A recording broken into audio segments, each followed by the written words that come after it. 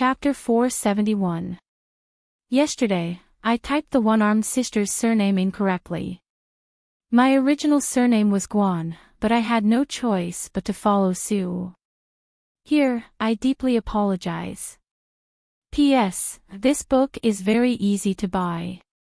Next week, I'll go to the specialty store and say, the cheapest one. Yiling made a sound and covered her mouth. She was so shocked that she couldn't speak. Although she had spent every day in Fan Xian's manor and played mahjong on the Tsang Mountains after Fan Xian had come to the capital, she had some understanding of her young master's will. She had never imagined that at this juncture, Fan Xian would bravely choose to return to the family. The second prince glanced at her and smiled bitterly. I'm wondering if Fan Xian has gone crazy. Why do you say that?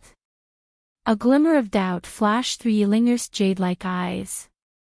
Since Fan Xian dared to worship his ancestors, it must have been something that the Empress Dowager and the Emperor had tacitly agreed to. Why did her husband still think Fan Xian had gone crazy? The second prince shook his head. For the present Fan Xian, there are only 4 paths he can take. By choosing to return to his ancestral home, he has directly blocked off 2 of them. Yilinger did not continue to ask. She listened quietly. The second prince thought for a moment and then quietly said, right now, he has too much power in his hands. He has offended too many people. The power of a lone official has already formed. For him, in the future, in Qing Kingdom, he will either fight with us for the throne, or he will support the third prince to rise to power while he hides behind the scenes and becomes a regent. Only these 2 paths can ensure the peace of his family and not be uprooted. Since he has returned to the Fan family, naturally, the possibility of him inheriting the throne has been severed. It is impossible to use the identity of a member of the royal family to act as regent. Yilinger furrowed her brows. Even if he does not acknowledge his ancestral home, given his past, not to mention whether or not the emperor will allow him to inherit the throne, the entire royal family and the scholars of the court will not agree. This first option in itself is impossible. What is impossible? The second prince asked. As long as he does not return to the Fan family, there is a chance that the palace will accept him again. Adding to the power in his hands, who dares to say that it is impossible for him to fight for the world? What about the second item?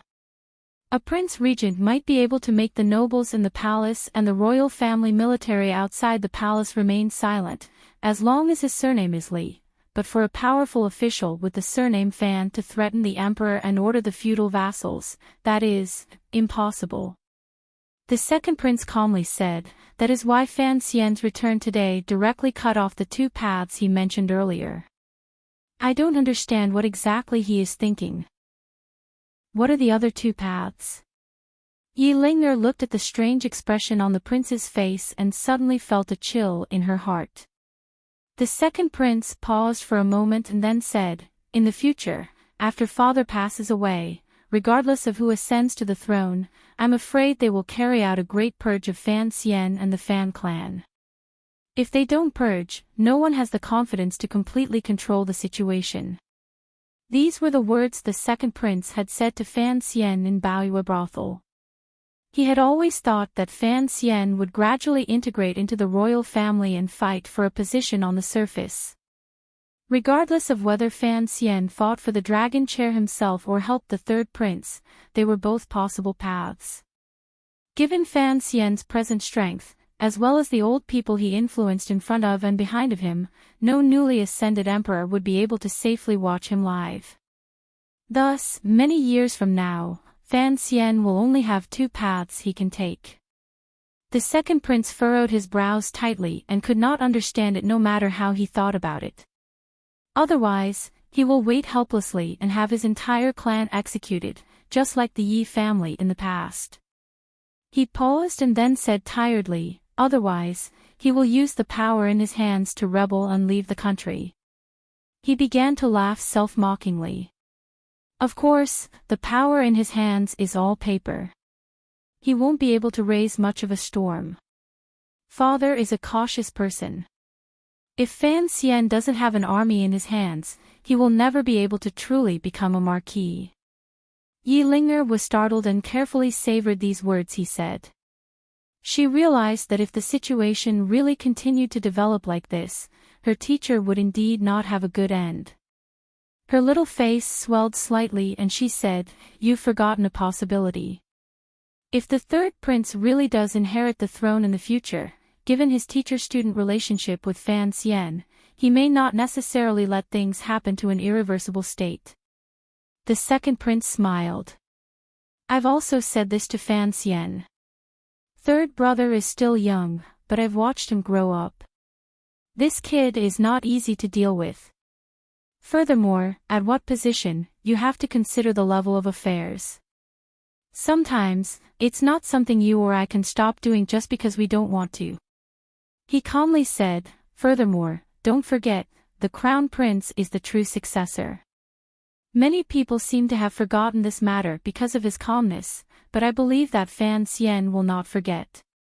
Most importantly, the second prince slowly lowered his head. "Regardless of who inherits the throne, before our father leaves this world, will he watch as Fan Xian continues to gather the power of a large group of old monsters and bring endless trouble to his successor. This country is our father's country. He will not let this country become too chaotic, even if he dies." Regardless of whether the second prince was a son or an official, it was already a great taboo to discuss the emperor's life and death. Yi Ling'er bit her lip and didn't reply. Instead, she changed the subject and asked, "But this is not the life Fan Xian wants to live. This is what the elders in court have arranged for him. If you were Fan Xian, what would you do?" The second prince was startled. A moment later, he self-deprecatingly said, "I don't know what I would do. It would probably be similar to his current situation. However, in the battle for the world, if you don't advance, you die. Since he has personally given up on the first two paths, then he should retreat more thoroughly. If I were in his position at this time, I would enter the palace and ask for my resignation. Regardless of whether it is the Overwatch Council or the palace treasury, he will have to let one of them go. Then, from a purely rational point of view, he should appear more gentle and then secretly lean toward my side." Yi Ling'er looked at him. The second prince said seriously, "This is the wisest choice. Presumably, he knows in his heart that I dare to accept him. After all, my aunt is his mother-in-law. With Chen Er's relationship, it is not necessarily impossible to let go of past enmity." Yi Ling'er shook her head and sighed. She knew that her family and the distant army in Dingzhou had long become a tool in the battle for the inheritance because of this marriage. If Fan Xian also joined in, naturally, but she didn't want to pay attention to these things. Suddenly, she felt a headache and unhappily furrowed her brows. The second prince stood up and looked at the faint light outside the window. Lost in thought, he said, "If Fan Xian doesn't change, he will only walk into a dead end in the future. If he has the courage to change, perhaps he will suffer a great loss now, but in the future, he and the Fan family can obtain even greater benefits and a more stable peace. This all depends on what he thinks." In the end, he helplessly lowered his head. However, these 2 years have long proven that Fan Xian is a madman who does not act according to common sense. So, I do not have such extravagant hopes. In the eyes of most people in the Qin kingdom, under Fan Xian's gentle and amiable appearance, there was indeed a glimmer of a crazed murderous aura gradually seeping out. It was not talking about the night battles in Jingdou, but the shocking matter of Jingdou's return to the ancestral home. At the cold of the fifth watch, the Fan family's worship to their ancestors began. At noon, this news had already spread to all the large manors. For a moment, countless people were guessing at the subsequent development of the situation and the rise and fall of Fan Xian's desire for power in the court. Just like the second prince, no one could understand why Fan Xian would do this. Although in the past, he only had the identity of the emperor's illegitimate son and had no hope of entering the palace, the identity of an illegitimate son was still an identity. As long as it was not sealed, anything was possible. Furthermore, this identity would certainly be of great use in the future. A long time ago, Chen Pingping had thought that once the Empress Dowager was gone, it was not impossible for Fan Xian to re-enter the ranks of the princes. Fan Xian's actions today had finally branded his name with the brand of the Fan family, cutting off the possibility of his surname being Li. In the eyes of most people, this seemed somewhat foolish or impulsive. Even in the depths of the palace, this news shocked the hearts of many nobles. Lady Shu was transcribing the rare book of Tianyi Pavilion that Fan Xian had sent over with graceful handwriting.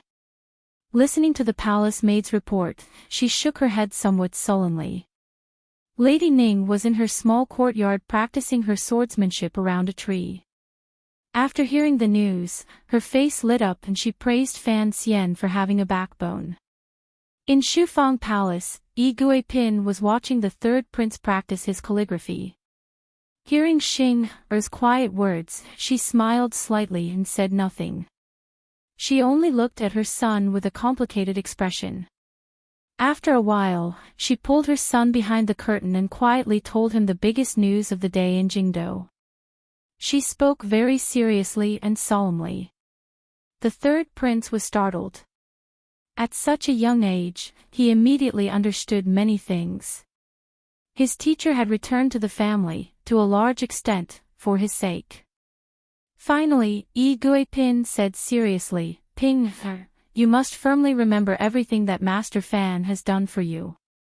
If you dare to do those things in the future, I will not forgive you." The third prince lowered his head and said nothing. In Guangxin Palace, eldest Princess Li Yunrui, who had always lived in seclusion and rarely left the palace, was the first to hear the news. This beautiful woman paused for a moment and then smiled. As the saying goes, one smile can charm 100 people. Just like this, it actually suppressed the light of the white curtains inside and outside the palace and the light of the jade trees. The palace maid asked cautiously, "Princess, why are you so happy?" The eldest princess slowly withdrew her smile and said very softly, "I suddenly feel that my son-in-law is a very good man. He knows when to stop and when to stop. It is a pity that I have only met him once. Tomorrow, arrange for him and Wan to enter the palace. I want to see how young Fan Xian has grown so quickly in the 2 years I have not seen him." The palace maid was startled. Sir Fan Jr.'s actions were clearly too impulsive and did not consider the pros and cons enough. Was the eldest princess happy because of this? Looking at the eldest princess's expression, it was clear that she greatly admired Sir Fan Jr.'s actions. In Hongguang Palace, the Empress Dowager was picking at her rosary beads and muttering something. Old eunuch Hong was bent over to serve at her side. After a long time, the Empress Dowager sighed and said, "That child knows the big picture. It has not been easy." Old eunuch Hong said with a slight hiss, "Sir Fan Jr. is not bad."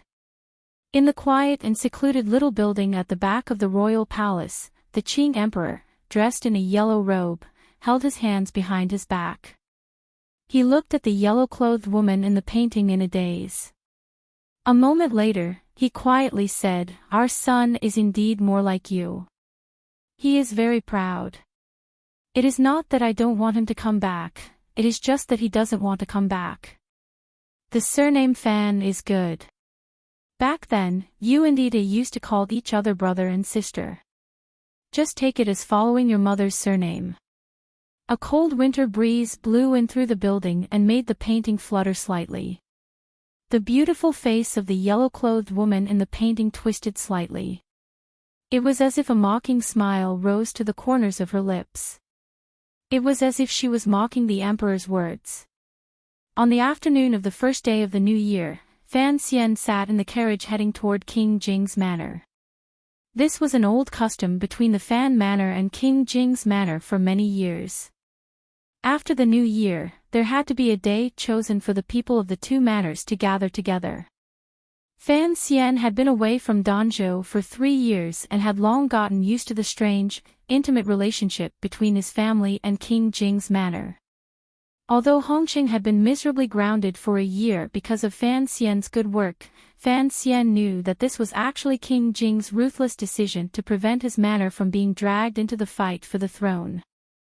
The relationship between the two manors had not been affected by the battles between their sons and nephews. The carriage jolted slightly. Wan Er looked at Fan Xian in a daze and didn't speak for a moment. Fan Xian smiled. If you have anything you want to ask, ask away. I'm thinking that everyone in Jingdou must be talking about you today, Lin Wan said with a smile. They're all calling you an idiot. Fan Xian smiled even more happily. Suddenly, he fell silent again. A moment later, he looked into his wife's eyes and said seriously, I can hide it from everyone under heaven, but I won't hide it from you.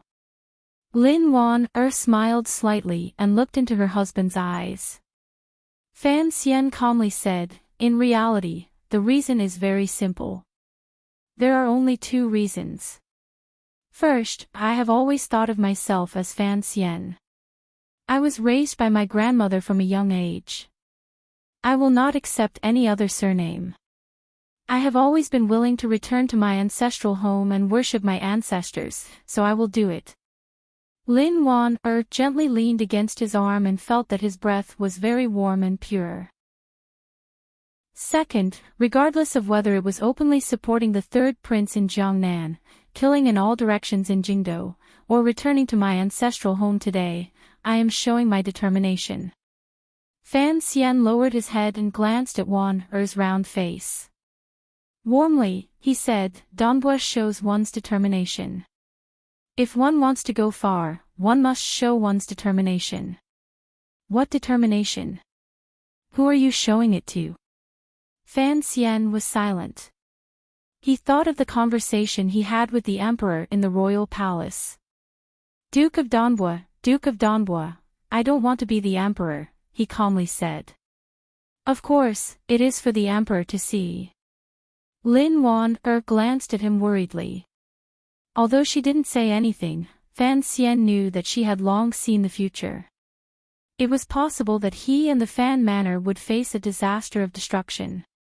Go against the current. If you don't advance, you will fall back. If the boat capsizes, you will die. I understand this principle. Fan Xian tilted his head slightly. It seems that all the circumstances force me to fight, but the emperor has warned me, so I can only not fight. He smiled and said, going with the current is, in the end, more comfortable. There are not many people I am afraid of in this world. However, I am still a bit afraid of your uncle, my cheap father. Lin Wan smiled, but there was still some worry in her smile. But what about the future? The future? Fan Xian said. The emperor can live for at least another 20 years. I have used an unknown future danger to exchange for 20 years of peace, or perhaps 20 years of the emperor's trust. This trade is very worth it. Furthermore, I cannot be ambiguous. I must resolutely and decisively demonstrate my attitude and determination. Even if I stand behind the third prince, it is not enough to convince many people. Fan Xian rubbed the space between his brows and said tiredly, men and women can be ambiguous. If you do this between ruler and official, it is easy for people to die. I believe the emperor will like my decision. There was still something he did not say to his wife. The so-called ambiguity was certainly two-sided. The so-called decision also worked on both sides. Today, he had recognized his ancestors and returned to his ancestral home to express his absolute sincerity to the emperor. He had also seen clearly that the emperor did not want him to take over the world. This reality made Fan Xian relax slightly.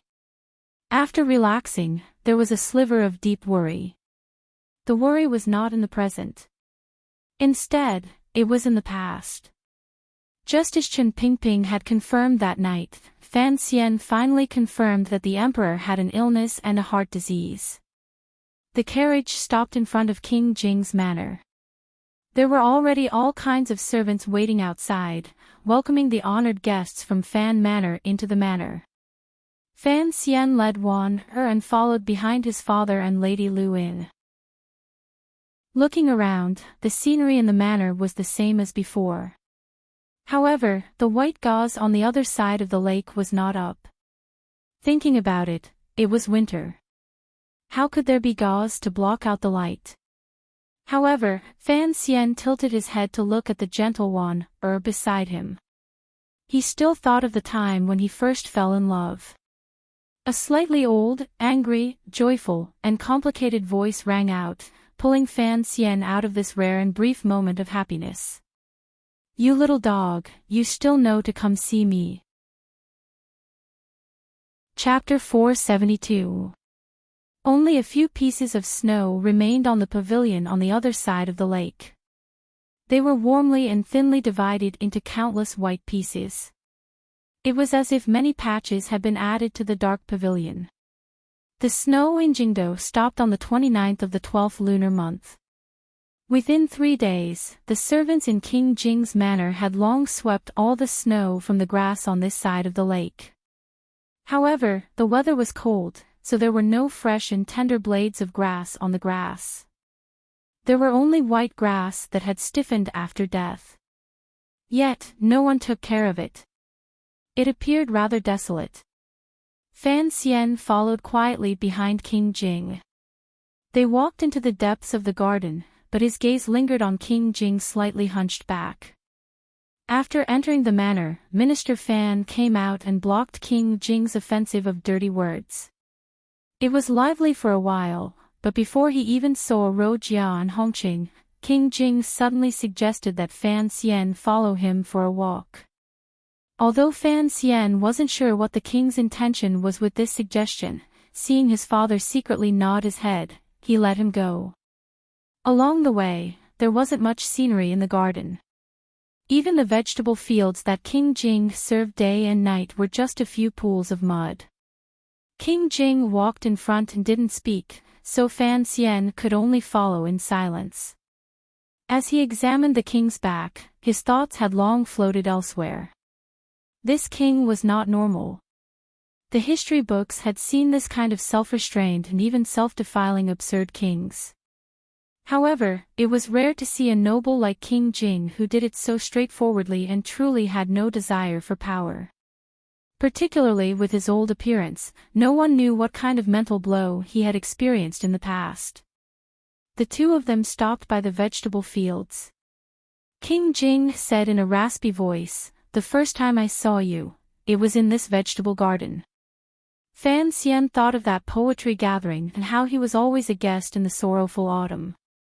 He thought of how his mind had been filled with lewdness at the time of seeing a smiling white-clothed woman in the vegetable field and then seeing a farmer.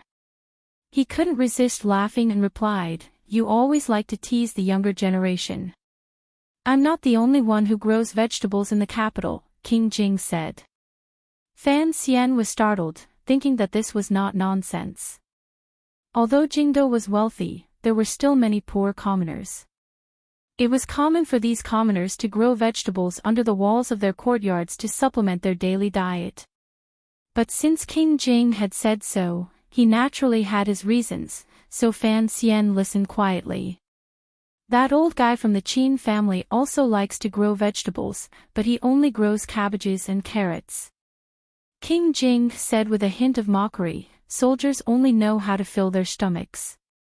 They don't know that growing vegetables is also an art." Fan Xian's heart jumped. He carefully thought over the prince's words and didn't know how to respond for a moment. King Jing walked into the muddy vegetable field and put his hands on his waist. He looked at the desolate scenery around him. After a moment of silence, he said, "Have you found out who did the attack in the valley?" Fan Xian closed his mouth tightly.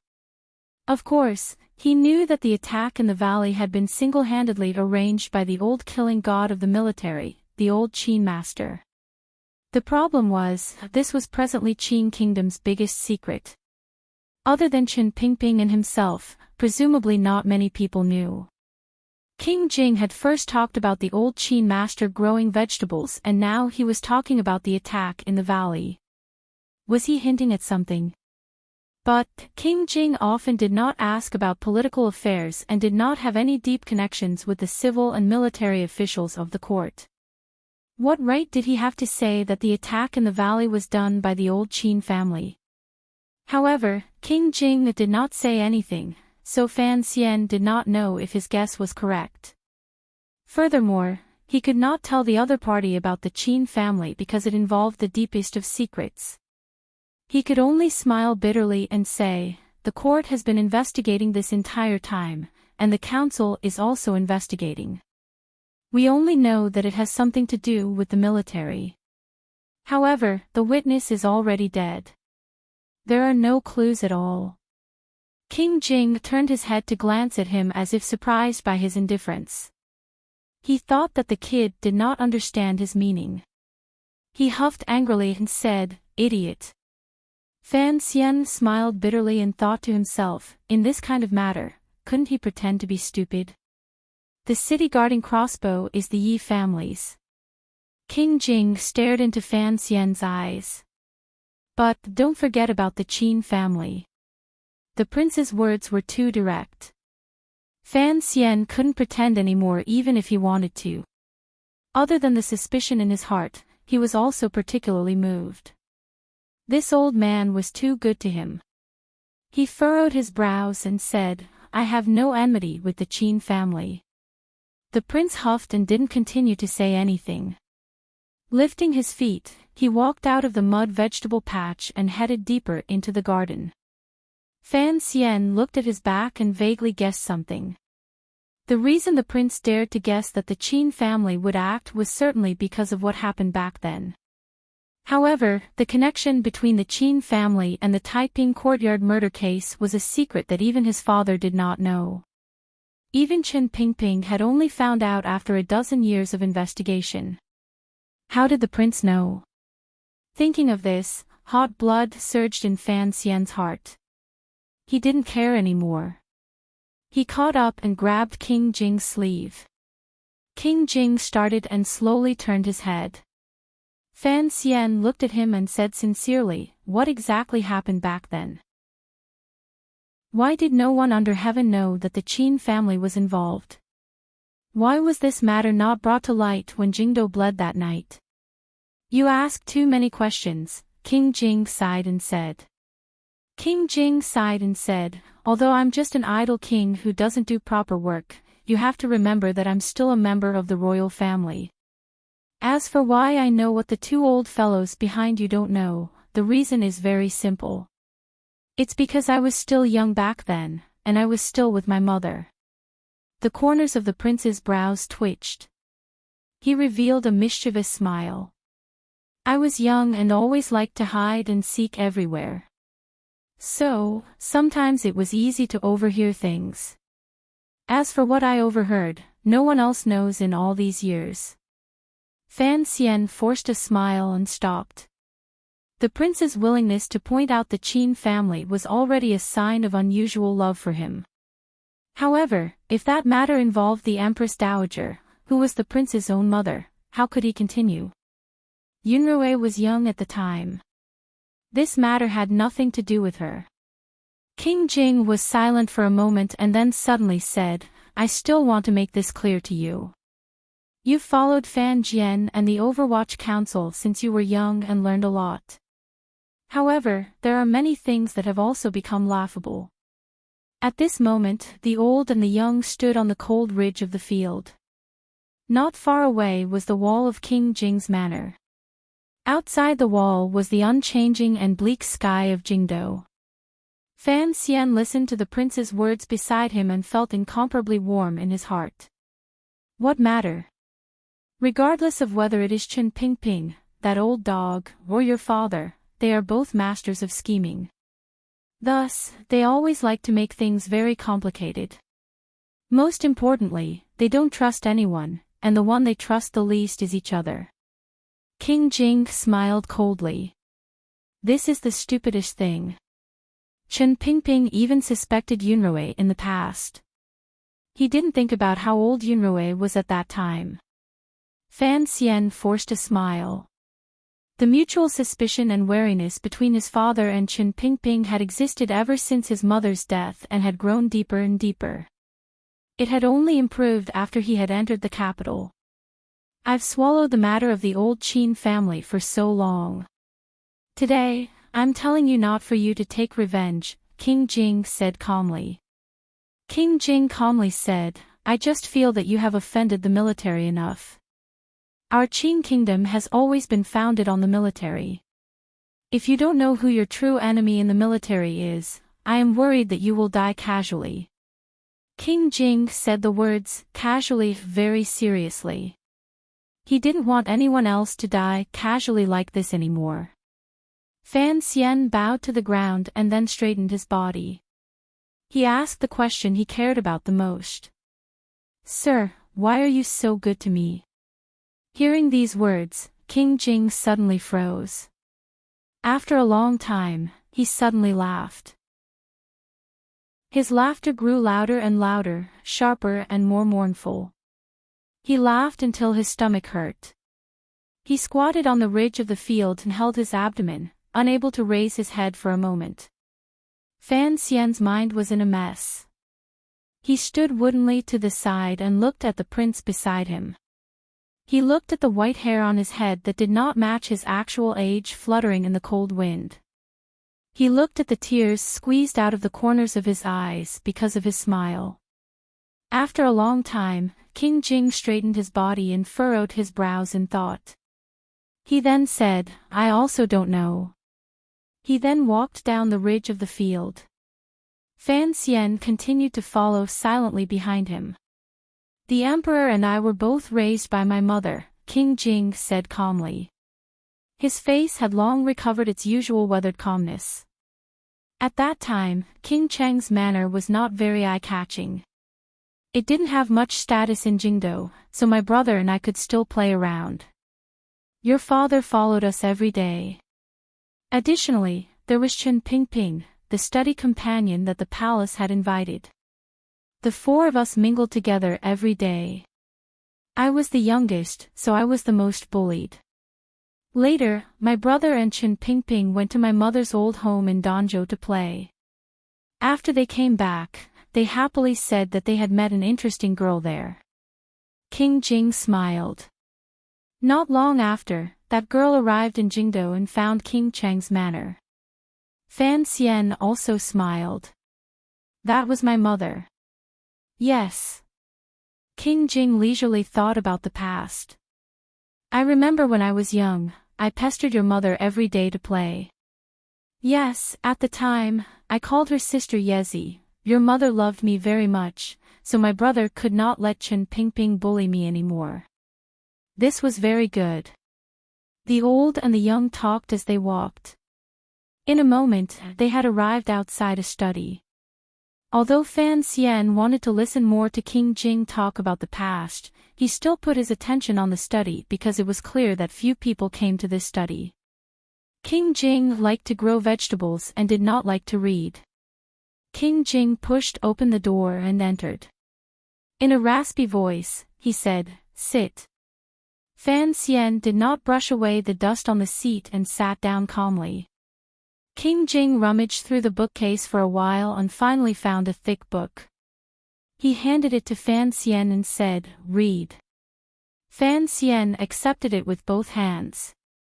He glanced at the cover and saw that it was a book on agronomy.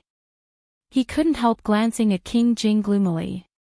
King Jing was silent for a moment and then said, Concerning your mother, I don't have much to say. You asked me why I was so good to you. Actually, that's not right. I wasn't good enough to you. At least, I was kept in the dark by them for almost 20 years. King Jing slowly walked out of the study and faced Fan Xian with his slightly slumped back. His voice was slightly dispirited. I always thought she had no descendants.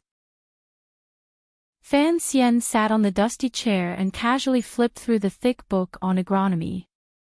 In his heart, he was thinking about what King Jing had said earlier. In reality, he could faintly capture King Jing's thoughts. It was a touch of youth and bitterness that could not be verbalized, but a thought that he remembered for a lifetime. When a young man was just beginning to grow and there was a gentle, beautiful, all-powerful, and all-accepting sister by his side, it was hard to avoid a story like this happening. When he had been reborn into this world, he was already a mature soul. In his previous life, how could he not have had such an experience? Which man had not had such an experience? However, for normal people, after they grew up, there would always be truly sweet fruits that would fill in their spiritual world. King Jing's normal experience of growing up was clearly interrupted by the great history of the Qin kingdom. The Yi family was destroyed overnight, but King Jing could not be angry and had nowhere to be angry. Thus, his hair turned gray early, and his figure was slightly slender. He only respected the fields and not the palace. Fan Xian's fingers flipped through the slightly yellow pages of the book. Suddenly, his fingers froze. He saw a few thin pieces of paper stuck in the thick book. His heart jumped. He quickly flipped through the book and found a few more thin pieces of paper. The handwriting on the paper was strange and yet familiar. The writer's brush was clearly not good enough. The strokes were straight and stiff, like a matchstick building block. The contents of the paper were not out of Fan Xian's expectations. It recorded some suggestions from someone to someone else, such as the Overwatch Council and the matter of merchants. There were also a few notes about what they wanted to eat that day and where they planned to play the next day. Fan Xian smiled and said to himself as he looked at the pieces of paper, "The other things you wrote have probably all been burned by the people of this world." Who would have thought that the little boy from back then would still have a few left behind? He tilted his head and said, "However, your handwriting really isn't as good as mine. Furthermore, your strength is focused on the big parts and not the small parts. If you're not used to using a brush, then use a goose feather." "Oh, right, I opened a small workshop in the palace treasury that specializes in making pencils. In these things, I'm much smarter than you." After a moment of silence, Fan Xian thought about it and put the pieces of paper into his clothes. Presumably, King Jing also needed this kind of relief. He stood up with a peaceful smile on his face and walked out of the study. King Jing was not outside the study. Fan Xian had come to this manor many times and did not need a serving girl to lead the way. With his hands behind his back, he swayed and swayed until he arrived outside a row of large rooms. This row of rooms formed an independent little courtyard. On the courtyard door hung a large copper lock. Fan Xian looked at this lock and couldn't resist smiling. Walking up the steps, he knocked heavily on the door and yelled, "If you don't open the door, I'm leaving. Don't go. Don't go." A series of urgent shouts came from the courtyard.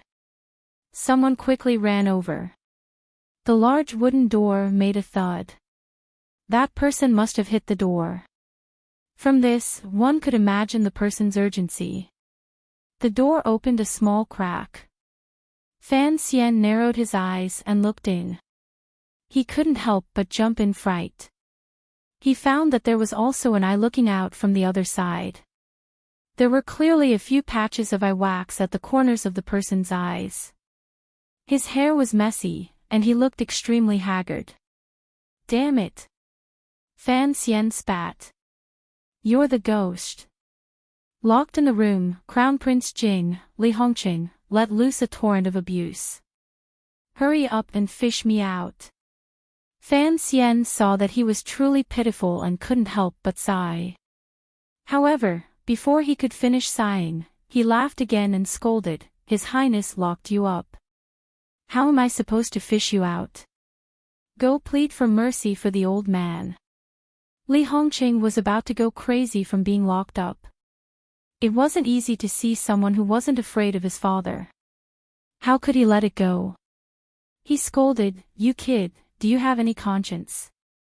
You tricked me, you slandered me, you used filthy words to spray me. I accepted it all, but I've been locked up for so long. Don't you have any sympathy? Remember when you first came to Jingdo, did I treat you badly? I took you to the brothel, I let you pick up girls." Fan Xian plugged his ears and listened to Li Hongqing's continuous scolding. He knew that this guy was truly too wretched. He smiled bitterly and said, "His Highness locked you up for your own good. Otherwise, if you went out and messed around with those brothers again, in the end, it wouldn't necessarily end well for you. If I die, then I die." Li Hongqing laughed coldly. "It's better than being suffocated to death." Fan Xian took a few steps back and looked at the layout of the courtyard. He couldn't help but say, dumbfounded, "Heavens, it can't be, you've been locked up in this courtyard, for a year, right?" Li Hongqing was startled and scolded, "Then I would have gone crazy a long time ago. Usually, I'm just not allowed out of the manor. Although it's all prison, the manor's prison is always a bit bigger." Fan Xian rubbed his nose and nodded his head in admiration. With the manor as a prison, the heart cannot be free. The Crown Prince's words are indeed philosophical. Li Hongqing sighed sorrowfully. "Don't provoke me anymore. Originally, it was good for me to stay in the manor and listen to the drama. In the end, as soon as you returned to the capital, you were assassinated. Then, you went to kill people. My old man didn't say anything and immediately locked me back in the little courtyard. Tell me, who did I offend?" Fan Xian looked at Li Hongqing's pitiful appearance through the crack in the door. He couldn't help but feel sympathy and remorse in his heart. He knew why King Jing's manner was like this. It was because King Jing didn't want his son to be involved in those matters. As soon as he returned to the capital, he made a big move against the second prince's faction. If Li Hongqing was still tied to the second prince, who knew how he would deal with him? All right. Fan Xian looked around and saw that there was no one around. In a small voice, he said, "I'll get you out and take you to have fun. But, you have to promise me that you won't go see those people." Li Hongqing was overjoyed and nodded repeatedly. He only said with suspicion, "Don't break this lock. If I want to escape, I don't know how to fight my way out." Fan Xian took out a key from his belt and mockingly said, "Don't forget, I came from the Overwatch Council." The large copper lock opened with a click. King Jing's crown prince, Li Hongqing, who had been locked in the little courtyard without seeing the light of day, finally saw the light of day. He took large steps out and looked at the open surroundings. He took a deep breath and patted Fan Xian's shoulder heavily. "At least you still remember old times." In reality, with such a big commotion, how could the servants in the manor not know? However, since the person in charge was Sir Fan Jr. and the person they were saving was their own crown prince, no one dared to stop him. Right at this moment, a clear and bright voice that was slightly anxious and fearful suddenly resounded. "Brother! Why did you run out on your own?" Not far to the left of the stone steps stood a young noble lady wearing an apricot red robe. Her little face was red with anxiety. "Be careful, father will beat you to death." Fan Xian turned his head in surprise and looked at the young lady. He saw that she still had that weak and meek appearance. However, there was more elegance and grace between her brows than in the past. He couldn't help but feel shocked. It had only been a year since he had seen her. How had the little girl become such a pure and lovely young lady? The young lady also saw Fan Xian's face clearly and was shocked. She covered her mouth. After the pleasant surprise in her eyes, she suddenly seemed to think of something.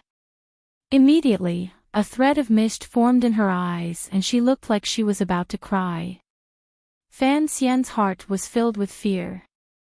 If one had to say who he was most afraid of in Jingdo, other than the emperor in the palace, it would be this young lady in front of him who had deep feelings for him. He remembered that when she was young, she clung to his side every day. Fortunately, the dust had long settled. He was her cousin. His heart relaxed a great deal. However, suddenly seeing the young lady's sad appearance, his heart also felt a bit uncomfortable. The young lady finally calmed her emotions. She walked in front of Fan Xian and bowed slightly. Using a mosquito-like voice, she said, "Greetings, Brother Xian." Chapter 473. Fan Xian looked at the girl and wanted to run. Tugging on Hongqing's sleeve, he prepared to play with the two of them over the wall. Unexpectedly, a servant came out of nowhere and bowed to the two of them with a pained expression. "Crown Prince, the king knows you've come out and wants you to see him." Hearing these words, Crown Prince Li Hongqing sucked in a cold breath. He was extremely vexed and regretful, but there was nothing he could do. He went first. Before he left, he glanced at Fan Xian and laughed bitterly. The emotions in his heart were indescribably complicated. Fan Xian understood that this crown prince still held a grudge against him for breaking up his marriage with Ruoruo. However, he couldn't do anything about it, so he could only shake his head. Outside the courtyard, there were only him and Ro Jia left on the stone steps. Fan Xian knew he couldn't run anymore and smiled warmly. Looking at Hongqing's figure, he said, "Your brother used to be such a refined noble young master. How did he become like this?" Seeing him open his mouth to speak to her, Ro Jia's little face was filled with uncontrollable joy. She stammered, "Locked up, for too long, scolding people every day, more and more like father." Fan Xian was startled and thought that it was true. Looking at the crown prince through the crack in the door, he didn't look down on him, but he saw that he was different from other people in power. This kind of character was naturally inherited from King Jing. In the so-called struggle, one could win or lose. This was the correct way. He made a hand gesture, inviting the princess to go first. Ro Jia pulled at the skirt under her large red coat and lowered her head shyly as she walked slowly in front. Fan Xian followed behind her. As he walked, he examined the girl who was gradually spitting out her stamen. Looking at the soft strands of hair on her temples in the wind, his heart moved slightly. "Sister Ro Jia, has anything new happened in the girls' school recently?" "Brother Xian, nothing." "Sister Ro Jia, Brother Xian," the two of them chatted. Sister Ro Jia's Brother Xian came more and more smoothly. The little girl's Brother Xian never stopped. Like this, they slowly walked toward the front of the manor. Along the way, they passed the cold garden, the cold path, the pavilions covered in snow, and the artificial hills covered in water. Princess Ro Jia walked with her head down and replied in a low voice. She couldn't resist glancing back from time to time and then turning her head as if in shock. Fan Xian sighed in his heart and quickened his steps. He walked to her side and stood shoulder to shoulder with her. Princess Ro Jia sensed the presence of the young man beside her and was startled. Her entire walking posture stiffened, and her fingers gripped her skirt tighter. Fan Xian smiled and said, "This world is truly strange. At the time, who would have thought that you were my cousin? Calling me Brother Xian is quite appropriate." As soon as these words came out, Princess Ro Jia panicked. Her small face flushed red. She didn't say anything else and just remained silent. This pair of cousins knew very well what Fan Xian meant by these words. It was written clearly in the Qing law. Given their relationship, regardless of whether or not Fan Xian had such intentions, it was still impossible. Ever since Princess Ro Jia saw Fan Xian for the first time when she was 12, her young girl's thoughts had all been placed on him. Regardless of whether it was under the grape trellises in the manor, in the autumn grass garden in the Fan Manor, or in the courtyard in the Tsang Mountains, she always liked to look at Fan Xian. The feelings of a young girl had not faded even after Fan Xian's marriage. Although she didn't dare ask her father, she always held on to the possibility of having 2 wives in the future. Who would have thought that such a big piece of news would explode in Jingdo one day? Brother Xian was her own cousin. From that day on, Ro Jia knew this matter was impossible. However, how could 2 years of feelings fade in one day? After seeing her favorite brother Xian, she panicked again. Hearing Fan Xian say these words, she knew he was reminding her. However, Princess Ro Jia was, after all, only a 14-year-old girl. Hearing Fan Xian's gentle yet serious reminder, she did not turn her head and glare at him with hidden bitterness like other noble girls in Jingdo, nor did she huff coldly. She only lowered her head even more and refused to speak. A crystal-clear teardrop fell from her long eyelashes and landed on the stone floor by her feet. Fan Xian was dumbfounded. Seeing a girl cry, he didn't know what to do. Ro Jia walked forward again. Fan Xian quickly followed behind her. Along the way, Ro Jia lowered her head and cried. She stubbornly bit her lip and refused to make any sound. Fan Xian felt pity, love, and anger. He was unsure of how to explain when he suddenly realized that Ro Jia had stopped in her steps and turned her head to look at him seriously. Fan Xian smiled and stretched out a finger to wipe away the teardrop on the girl's face. Ro Jia was still as gentle as before. She stared fixedly at Fan Xian and stammered, "Brother Xian, I beg of you something." "What is it?" "As long as I can do it," Fan Xian said seriously. "I know, it was you who thought of a way to break up Sister Ruoro and brother's marriage." Ro Jia lowered her head. Her fingers played with her skirt until countless troublesome wrinkles appeared on a corner of the light pink skirt. Fan Xian was startled. He hadn't thought that this girl would see this matter so clearly. "What is it?" Ro Jia bowed slowly and said in a small voice that still retained her childish voice, "In the future, the palace will certainly appoint a marriage for Ro Jia. If Ro Jia is not willing, then I will have to trouble you."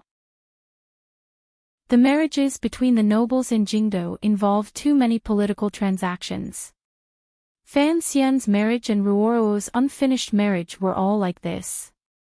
Given Princess Ro Jia's status, her marriage was naturally arranged by the nobles in the palace and even personally by the Empress Dowager. Fan Xian opened his mouth wide. A moment later, he nodded his head dejectedly. He knew that he had once again been forced to carry an extremely heavy burden. The way of the world was indeed a little strange. Everyone else was matchmaking, but only he had become an expert in breaking up marriages. After Ro Jia said this, she saw him nod his head again. It was as if she had used up all of the courage she had mustered earlier. Immediately, she became sad again. She looked at him deeply, turned her head, picked up her skirt, and walked quickly toward the front of the manor, no longer paying attention to Fan Xian. Fan Xian rubbed the back of his head as he watched Princess Ro Jia's figure. He watched as she lowered her head and continued to cry silently. The feeling in his heart was truly not good. He thought to himself that this girl was truly each more troublesome than the last. In the long corridor behind Taiji Palace in the Royal Palace, facing the tall palace walls in the distance and the winter trees at the foot of the walls. The palace was heavily guarded, particularly near the inner palace. It was strictly forbidden for anyone to make noise, and it was even more impossible for anyone to do anything too impudent. However, when the serving girls and eunuchs moving about saw the young official stretching lazily and doing leg exercises in the long corridor, not a single person dared to go up and scold him. No one dared to remind him of anything. It was impossible for a young official to enter the inner palace. If there was, then there was only one person. Only he dared to be so free and at ease in the royal palace. In the long corridor, the young official pulled back his leg from the large pillar and turned his head to look at the awkward middle-aged eunuch who wanted to laugh but didn't dare. He scolded, "What are you laughing for? This palace is so big. Naturally, my legs will be sore. I don't know how you guys have such good leg skills." This young official was Fan Xian. The matter of him being the emperor's illegitimate child was known to everyone under heaven. Additionally, these years, he had been favored by the emperor to the extreme. His relationship with the various nobles and eunuchs in the palace was also harmonious. He had once spent a month in the palace recovering from his injuries, so the serving girls and eunuchs were all used to his presence in the palace. Only he would have the daring to do radio calisthenics in the inner palace. Today, he was accompanying Warner back to her mother's palace. As soon as they entered the palace, Warner was kept by the Empress Dowager's side. She refused to let her go. She said she wanted to keep her favorite granddaughter for the night. Fan Xian had no choice. He could only bring all kinds of gifts and walk toward the various palaces. After returning to the capital, he had walked through one. Now, he had to walk through another. It was truly boring, so he took a break and rested his feet in the long corridor behind Taiji Palace. The eunuch accompanying him, holding a large pile of gift boxes, was Eunuch Dai. Hearing Fan Xian scold him, he was not shocked. On the contrary, he was happy. He laughed and said, "Sir Fan Jr. is a 9th level ace. How can servants like us compare?" In the past, Eunuch Dai had also been greatly favored by the emperor.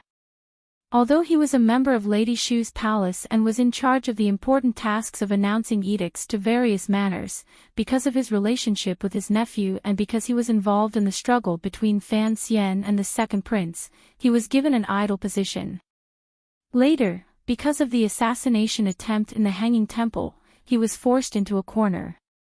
If he had wasted another 2 years, he would probably have died without a straw mat to cover his body with. It was all thanks to Fan Xian's endless good words on his behalf that the emperor remembered how well he had served the emperor in the past. Only then did he spare his life and let him return to the inner palace to do some idle work. For Eunuch Dai, Fan Xian was his savior and even half his master. He was even more important than Lady Shu. How could he not serve him well? The boots under Fan Xian's feet were hot. He didn't even pull them all up. Just like that, he dragged them toward the end of the long corridor. Eunuch Dai glanced at his feet and said awkwardly, "Sir, it's better to be particular in the palace." Fan Xian glanced at him and was about to tease him a bit more when he suddenly saw a few eunuchs coming from the end of the corridor. The one at the front was young and had a familiar appearance. His face was raised very high, and he had an air of arrogance about him. The eunuchs behind him followed with their bodies half bent. They looked like servants of servants. "It's Eunuch Hong," Eunuch Dai reminded from behind Fan Xian. Fan Xian furrowed his brows slightly and didn't say anything. He directly went forward. The two of them met in the middle of the corridor. Fan Xian clearly saw the few pimples on the arrogant young eunuch's face. He didn't say anything. He stood where he was and looked coldly at the other party. Hongzhu paused. He knew that Fan Xian was waiting for him to bow to him. However, he was now the head eunuch in the Eastern Palace. Furthermore, the emperor would occasionally have him go to the royal study to help out. It was even more impressive than when he held books in the royal study. Who in the palace would not respect him? Even when the court entered the palace, they were polite to him. Other than Shu the scholar, there was no official who dared to wait for him to bow first. He knew Fan Xian and knew that Fan Xian was not a normal official. Looking at Fan Xian's cold and disdainful expression, his face flushed red. He refused to lower his head first. The two of them were locked in a stalemate. The 3 or 4 eunuchs following Hongzhu were too low in rank and had never seen Fan Xian's face. How could they know that this young official was the powerful Sir Fan Jr.? Looking at this scene, they anxiously stood up for Eunuch Hong.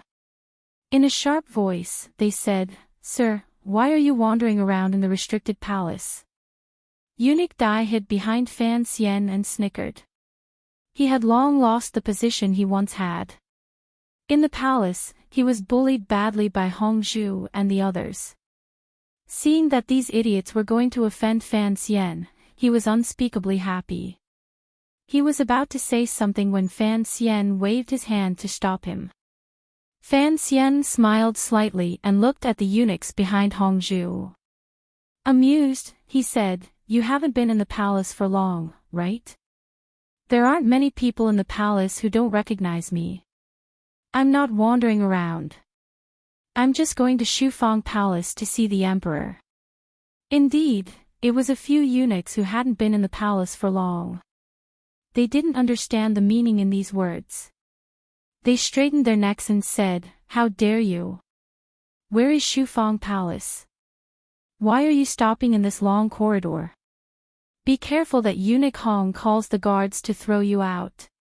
He was helping his master build up his reputation, but he had no idea that he was causing trouble for his master. As expected, Hong Zhu saw the smile on Fan Xian's face become gentler and gentler. His own expression immediately changed. He was shocked, afraid, and angry. He turned his head and harshly scolded the eunuchs. Only then did he slowly bow to Fan Xian and say, "Greetings, Sir Fan Jr." Once the words "Sir Fan Jr." came out, the eunuchs immediately knew they were finished. They looked at Fan Xian with faces full of fear and quickly knelt down to beg for mercy.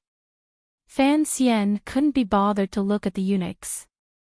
He only stared at Hong Zhu's face and mockingly said, "My father is Minister Fan, so people call me Sir Fan Jr. What kind of eunuch Hong are you, a servant?" If Eunuch Hong knew these words, he would carefully skin you. Hong Zhu's face was full of fear and ruthlessness. He stared hatefully at Fan Xian and didn't say a word. "Slap yourself," Fan Xian furrowed his brows and said. Hong Zhu gritted his teeth and said, "I am a person of the Eastern Palace. Sir Fan Jr. is a court official. No matter what, you can't control the palace, right?" Fan Xian didn't say anything. He only looked at him coldly. Forced by those two gazes, Hong Zhu had no choice but to gently slap himself in the face. After this slap landed, Eunuch Dai, who was behind Fan Xian, was overjoyed. He was going to advertise it in the royal palace that night. The eunuchs behind Hong Zhu were scared half to death. They all knew of Eunuch Hong's position in the palace. They had no idea that with just one word from Sir Fan Jr., Eunuch Hong could only slap himself in the face. It looked like this Eunuch Hong was indeed not as powerful as Sir Fan Jr. Fan Xian moved his body to the side and blocked Eunuch Dai's line of sight. Taking advantage of the eunuchs kneeling on the ground, he gave Hong Zhu a meaningful glance. Hong Zhu saw it clearly, but his eyes were crying out, indicating that he was unable to find a convenient place to talk. Fan Xian nodded and coldly said, "Get out." Thus, Hong Zhu shook out his sleeve and, angry and embarrassed, led the eunuchs toward the other end of the long corridor. Seeing this, Eunuch Dai smiled charmingly at Fan Xian and said, "Let this dog of a servant continue to be arrogant. Just because the emperor and empress both like him, he can do whatever he wants in the palace." Fan Xian smiled and said, "It is indeed not good to do whatever I want in the palace. In a moment, when I go to Shufang Palace, I still have to pay attention to my appearance." Chapter 474.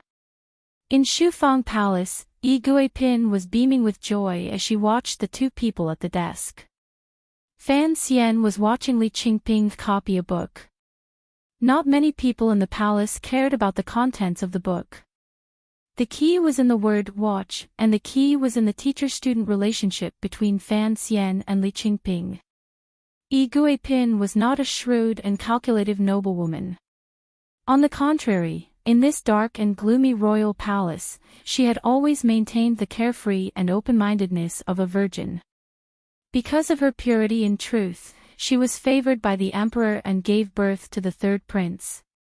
Given the Qing emperor's style of not caring about the matters between men and women, after the empress gave birth to the crown prince, he probably had no plans to have more children. From this, it could be seen that Pin's personality had indeed suited the emperor's personality. Even the other people in the palace were the same. They always felt that this Pin from the Liu family was full of energy all day, charming and lively, and made people feel comfortable just by looking at her. Like Lady Ning in the courtyard, they were both different in the royal palace. However, this difference of hers was more likable. Even though the Empress Dowager had never been very close to the third prince because of the power of the Liu family and the Fan family, she did not have any malicious words toward Pin. Everyone knew that Pin was very lenient and treated people well. She never had any thoughts of harming others. This was the result of 10 years of silence in the palace. Just because she was unwilling to scheme and had no thoughts of harming others, it did not mean that Pin truly did not have her own plans. Otherwise, she would not have used the opportunity of Fan Xian saving the third prince to have the third prince take Fan Xian as his teacher and open up all of the resources in Shufang Palace to Fan Xian. She knew Fan Xian's importance to Shufang Palace, so she always tried to win him over when there was no one around. The royal family always kept a close eye on the extended relatives, but Fan Xian had a complicated identity between the relatives, the officials, and the royal family. When Shufang Palace interacted with Fan Xian, the people in the palace could not say much. The more stable Fan Xian's position in court was, the more stable Shufang Palace's position in the emperor's heart was. Occasionally, when she thought of Fan Xian's power and the emperor's favor, Pin would always feel a bit surprised. The emperor favored his illegitimate child too much. Because of Fan Xian's great favor, it was not that Pin had not been wary of certain dangers. However, that caution could not be expressed. Thus, she remained silent and maintained a hearty and flirtatious appearance. It was not until Fan Xian returned to the clan that she truly confirmed Fan Xian's intentions. Boundless gratitude welled up from the depths of her heart. Thus, at this moment, looking at the scene of Fan Xian and her son sitting side by side at the desk, she felt incomparably happy. "I heard that you met someone in the hallway at the back of the palace." Pin's personal palace maid, Xinger, received a rumor from within the palace and hurriedly told her mistress. Pin's heart jumped. She gently beckoned Fan Xian to a side room and opened her eyes. Fan Xian rubbed his slightly sore fingers and said with a smile, "Hongzhu, that servant, is becoming more and more impudent. Seeing me, he doesn't bow. Even when he walks, he uses his nostrils to look at the road. I taught him a lesson on behalf of the emperor." Using his nostrils to look at the road, this description was amusing and mischievous. Pin couldn't resist laughing out loud. However, she immediately restrained her smile and quietly said, "Eunuch Hong is now a popular person in the palace and the head eunuch in the Eastern Palace. Furthermore, the emperor seems to favor him and is preparing to have him return to the royal study." She glanced at Fan Xian. Everyone in the palace had, through their own channels, clearly investigated Hongzhu's promotion and history. They all knew that Hongzhu was serving in the royal study. Just as he was about to climb up, it was Fan Xian's secret report that caused Hongzhu to lose his position and be chased to the Eastern Palace. Pin knew that Fan Xian and Hongzhu did not see eye to eye, but Hongzhu had already climbed up again in the Eastern Palace. The emperor seemed to be regretting his actions in the past. She had to remind Fan Xian that although he was not afraid of this kind of eunuch, as a foreign official, he had to be on guard against the eunuchs in the palace stirring up trouble. Fan Xian shook his head and smiled coldly.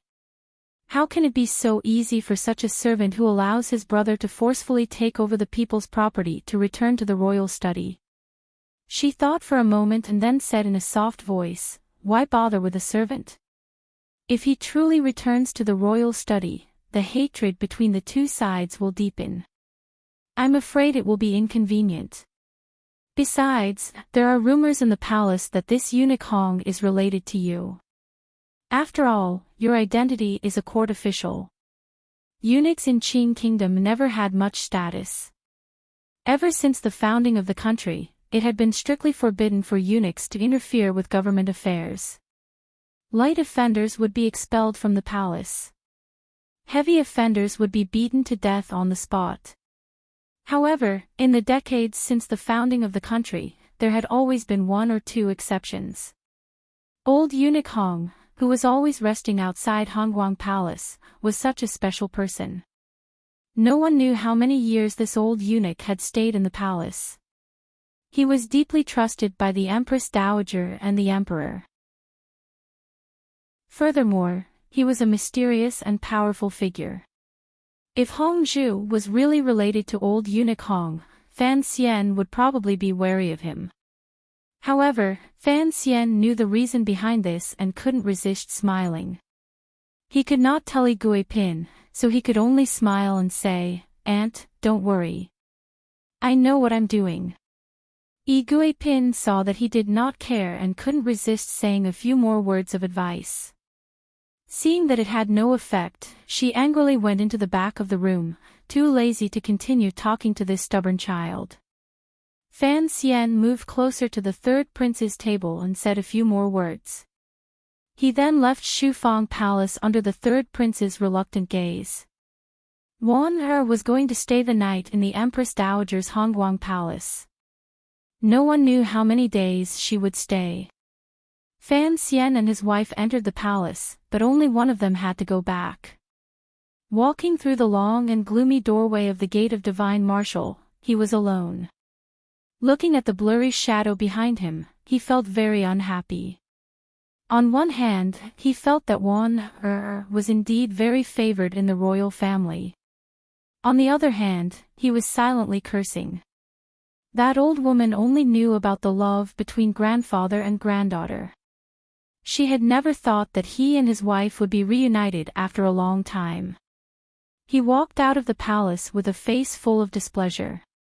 He saw the great prince looking at him with a not quite there smile. He couldn't help but say unhappily, since the founding of the country, there have not been many commanders of the imperial army and officials of the guards who have stood guard outside the royal palace every day like you. This is not the time for marching and fighting.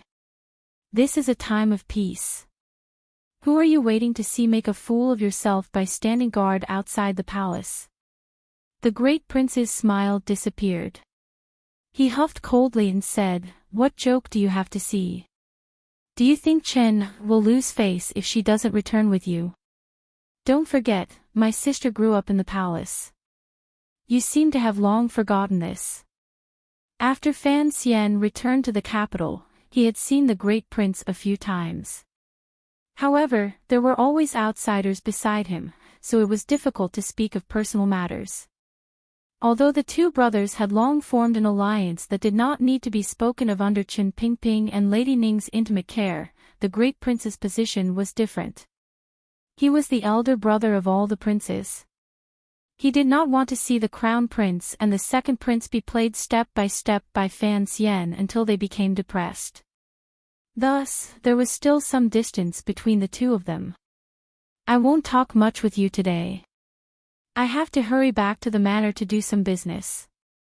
Fan Xian looked at the great prince's expression and knew what this fierce general of the army and political virgin was about to say to him. He repeatedly waved his hand.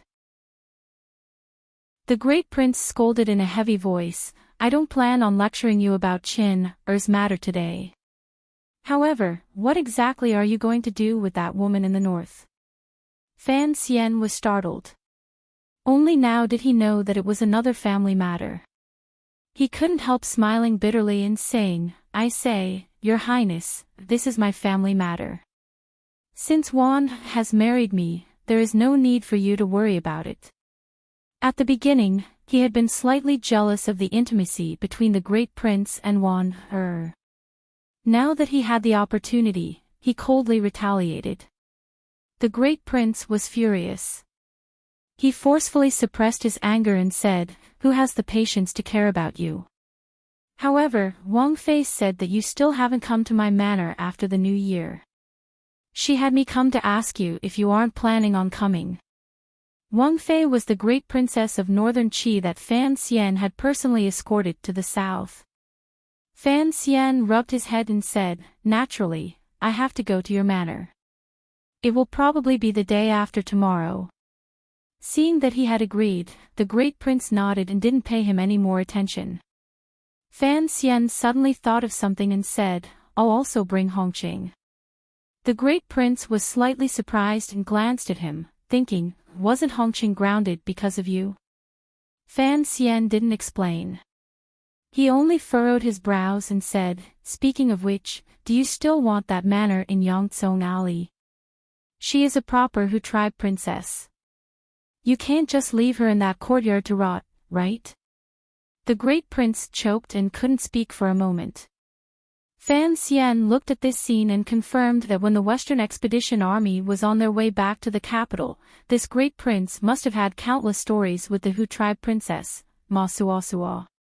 However, it wasn't good to poke at him again. He raised his hands in a salute and climbed into the black carriage. After returning to the Fan Manor and entering the most secretive study in the triangular area of the garden, he confirmed that there were no eyes or ears around. Even the tiger guards and the servant the emperor had buried in the Fan Manor were far away from the study. Only then did Fan Xian spread his legs and lay comfortably on the low couch. He placed his feet, which were wearing pure wool socks produced by the palace treasury, toward the door of the study.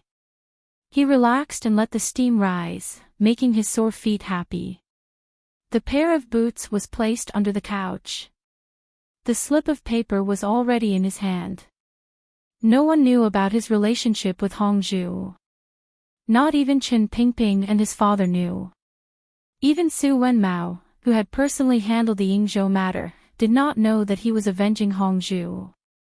He would not be able to guess in this direction. It could be said that Hongzhu was the deepest spy Fan Xian had buried in the royal palace.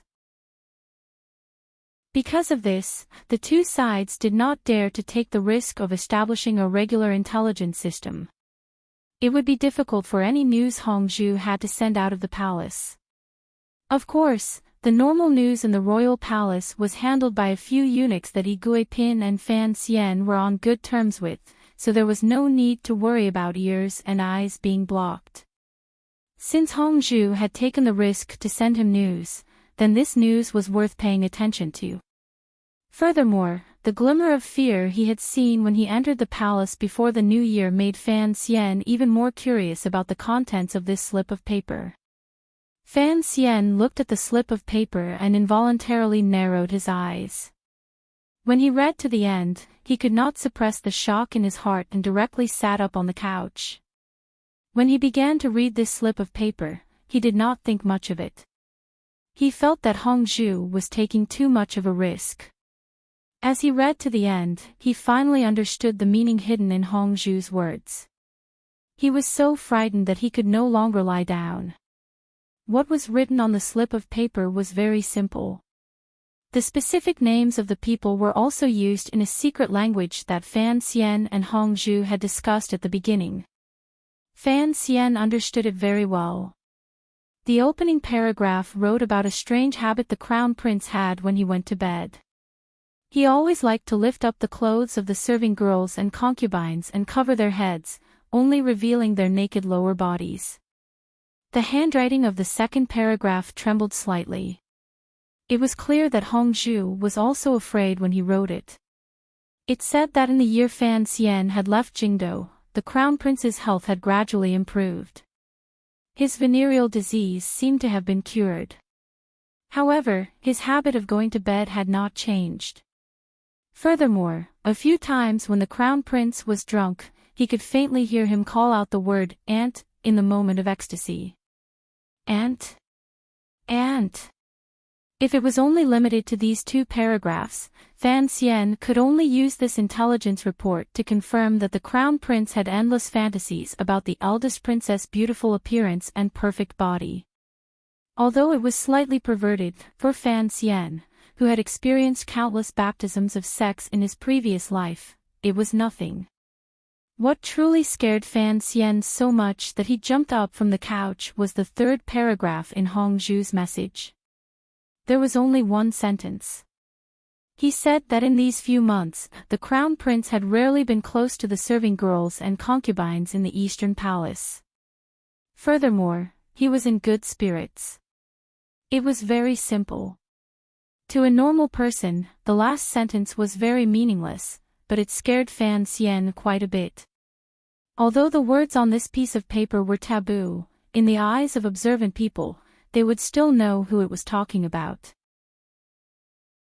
Hongzhu must have seen something or heard something, but he didn't dare write it on the paper. "Ant."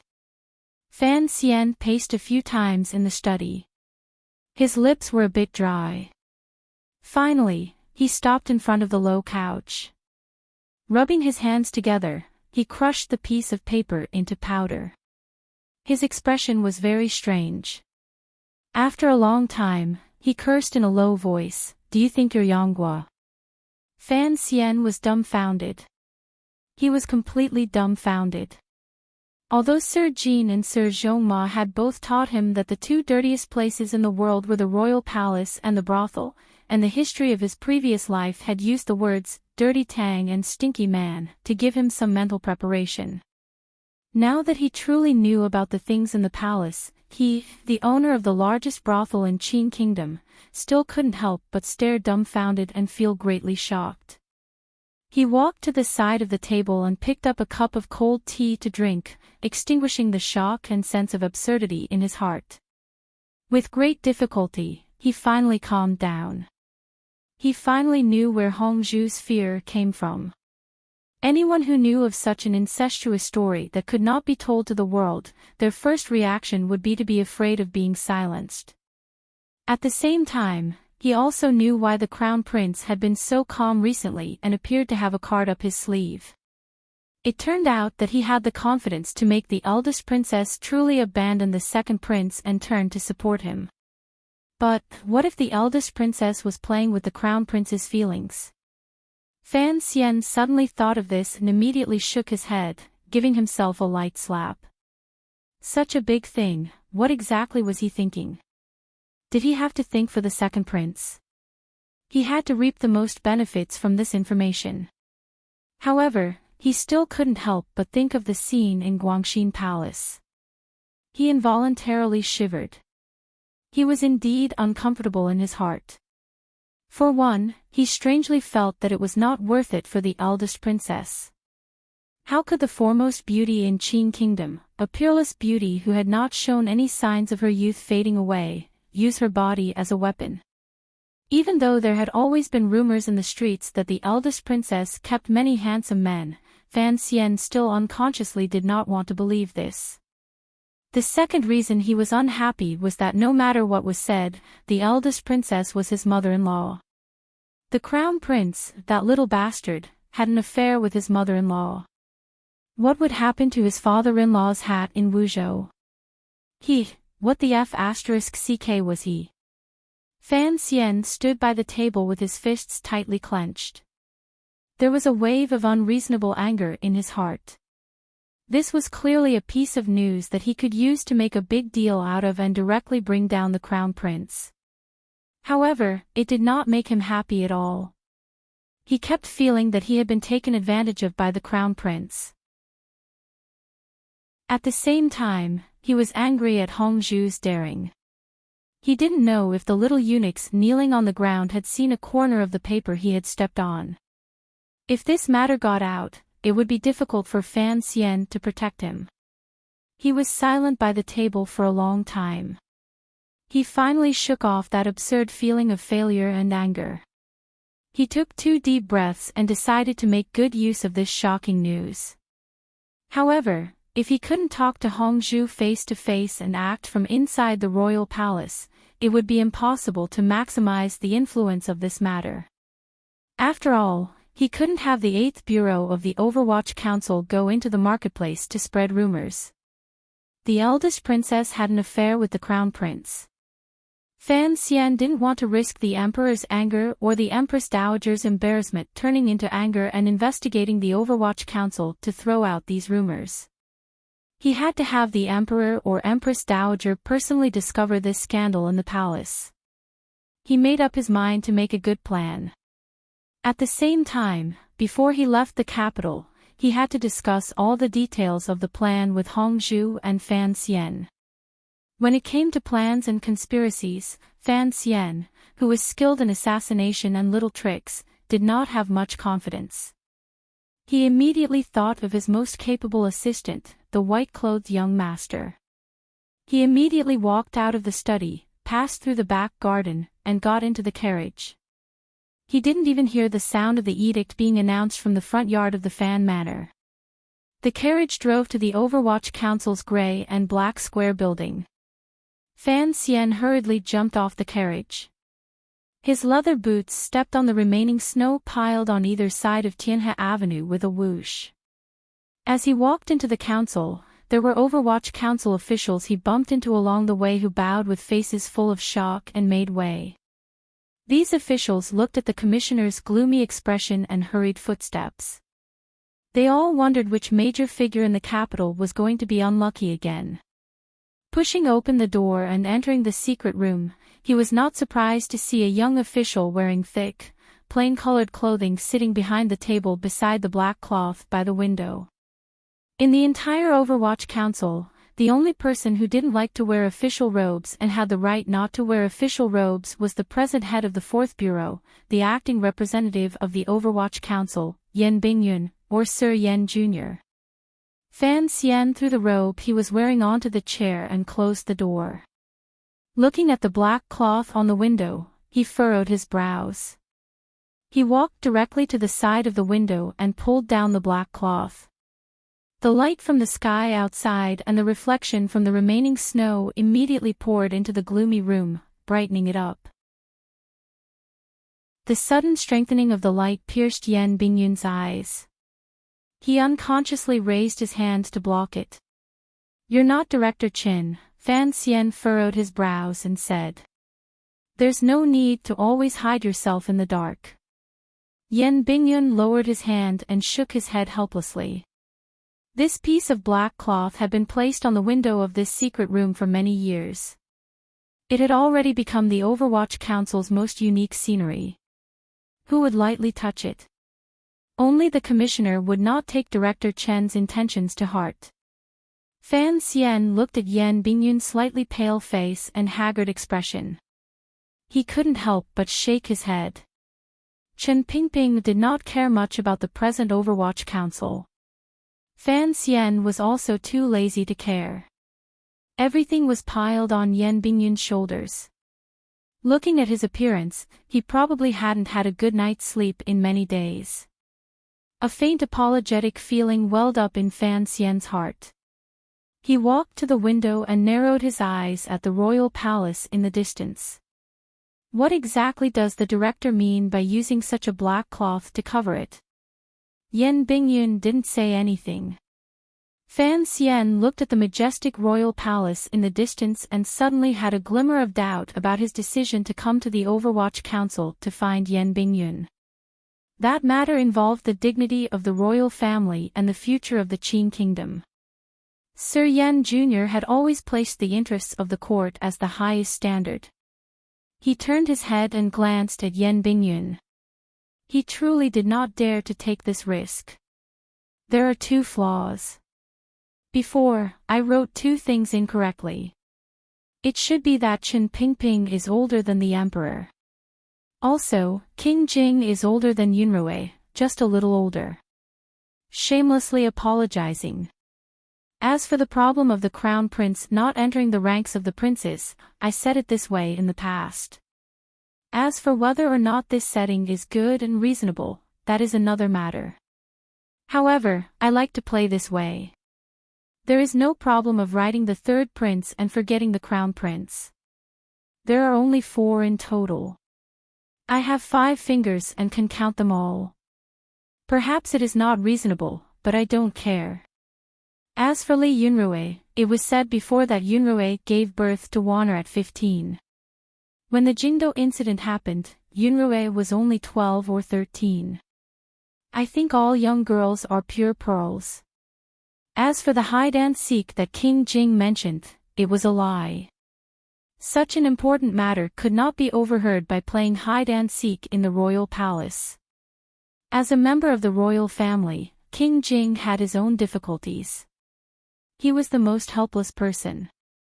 He only reminded Fan Xian of the Qin family matter, but he could not tell Fan Xian everything. King Jing only needed a reason to tell Fan Xian, and Fan Xian accepted this reason. A smart person would not ask too many questions. I wrote this very carefully, so there should not be any problems. King Jing is not very old. Some friends say that he does not look like the old gardener. It feels wrong. That is another problem with my setting. Originally, I wanted to write about a decadent prince.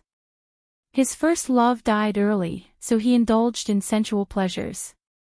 He was born early and had children early. His hair turned gray early and he aged early. From this, it can be seen that men should cherish their relationships and not fall in love early. There are many flaws in the book. I will admit this, but even if I admit it, I am afraid that I will not have time to correct them. After all, this is not a thesis. I do not have the ability and energy to write every day. It is very tiring. Please understand. I am very grateful. Thank you all for reading, correcting, and understanding. After writing so much nonsense, it would be stupid not to ask for votes. Stretch out your right hand. If you love China, if you love monthly votes, please vote monthly. P.S. This paragraph does not count the number of words. P.S. This chapter was originally going to be called Shocking Secret News, but then I felt that it was too common, even though I am very common. P.S. The Philips TV in my living room that has accompanied my family for 14 years is finally broken. Does this count as me crying about being poor out of habit? Chapter 475. Fan Xian was silent for a long time. In the end, he gave up on the idea of having Yan Bingyun arrange this matter. For one, he had to ensure Hongzhu's safety. For another, he knew of Sir Yan Jr.'s loyalty to the Qin court under his cold exterior. This kind of risk could not be taken lightly. He looked at Yan Bingyun's not-so-healthy complexion and furrowed his brows. Turning around, he placed his finger on Yan Bingyun's wrist and paused. Yan Bingyun's heart was slightly surprised, but his face remained icy and did not have any reaction. Why is your body so weak? Fan Xian furrowed his brows and said. I heard you haven't returned to the manor these days. Yan Bingyun casually tidied up the files on the table and replied, there are over 30 Jingdo officials locked up in the celestial prison. Every day, there are people going to the Supreme Court to cry out their grievances. They are also in a rush to sort out what happened. With both sides pressuring me, how could I have time to leave this courtyard? Fan Xian noticed the tidiness of the secret room, including the files on the large wooden table. They were also organized neatly. He couldn't help but smile. This room is even cleaner than when the director was here. It looks like you are indeed used to this line of work. Yan Bingyun also felt a bit tired. He stretched out 2 fingers and forcefully rubbed the skin between his brows until the white skin had completely turned red. Only then did his spirit recover a bit. Go back. Fan Xian looked at this scene and shook his head. Yan Bingyun ignored him and took out another file to read carefully. His head was slightly lowered.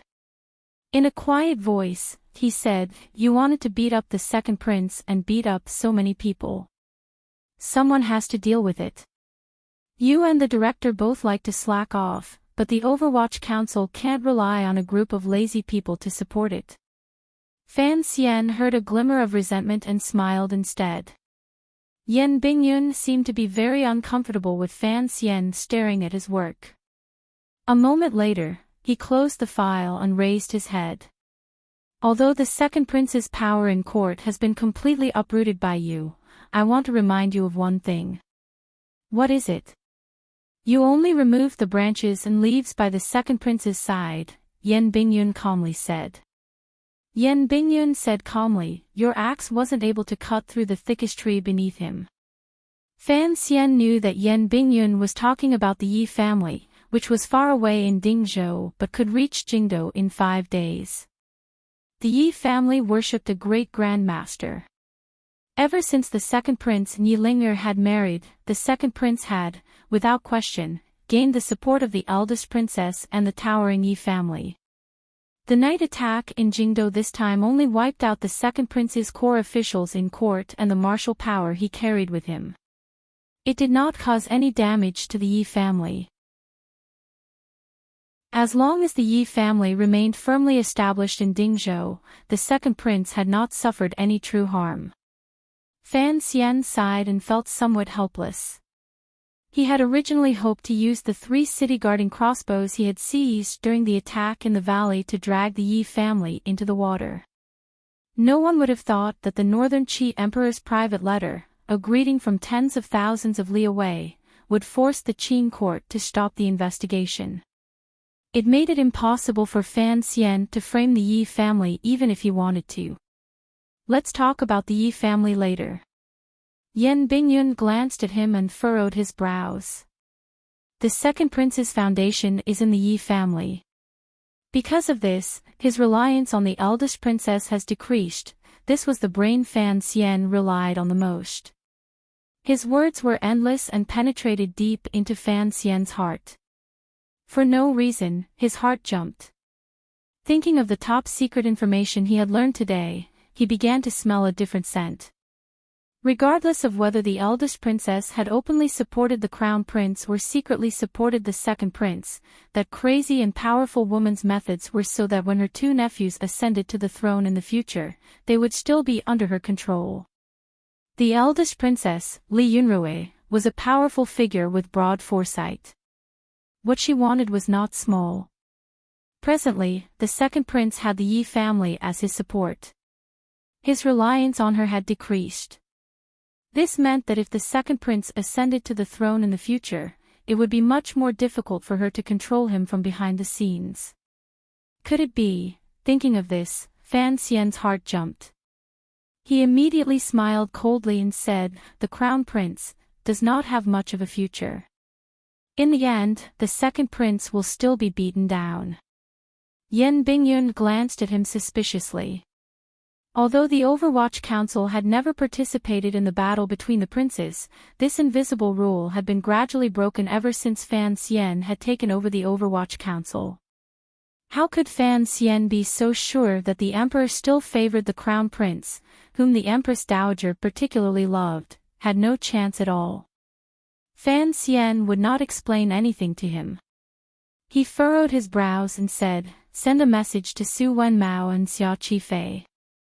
Have them prepare to pull in the net." Yan Bingyun stared into Fan Xian's eyes and said, "The Jiangnan matter is within our grasp, but to strike down in one stroke, it seems there is no certainty. After all, the capital is watching, unless there is a sudden major change in the situation in the capital." Fan Xian smiled. He knew that his unintentional words had made the meticulous Sir Yan Jr. guess something. He explained in an even voice, "It is just preparing ahead of time. Even if the situation in Jingdou does not change in a year, the emperor will not be able to continue tolerating the Ming family matter." Yan Bingyun heard that it was the emperor's intention. Only then did the doubt in his heart lessen slightly. He asked, "To what extent do I have to pull it in?" Fan Xian was silent for a moment, his mind slightly wandering.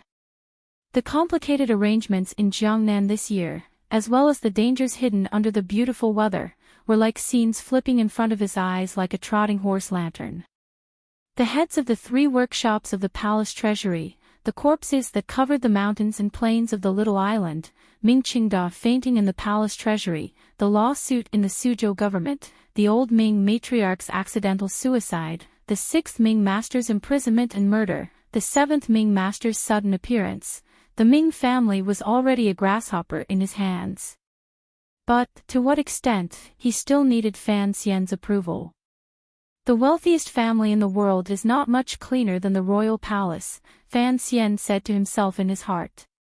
He quietly said to Yan Bingyun, "Pull it in to the end. Arrange for the people in the money house to do things.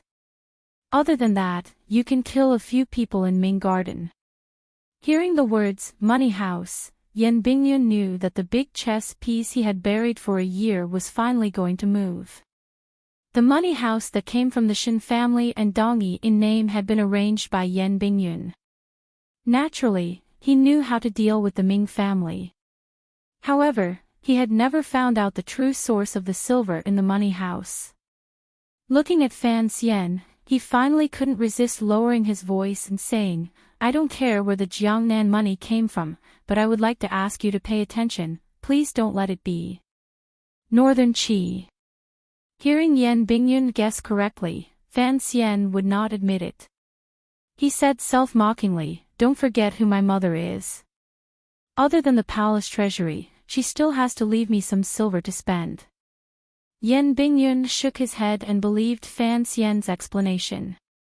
After all, everyone knew how strong the Yi family's foundation was.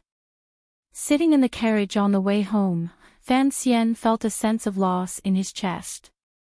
It was not because he had made a wasted trip to the Overwatch Council and did not dare have Yan Bingyun participate in the matter in the royal palace.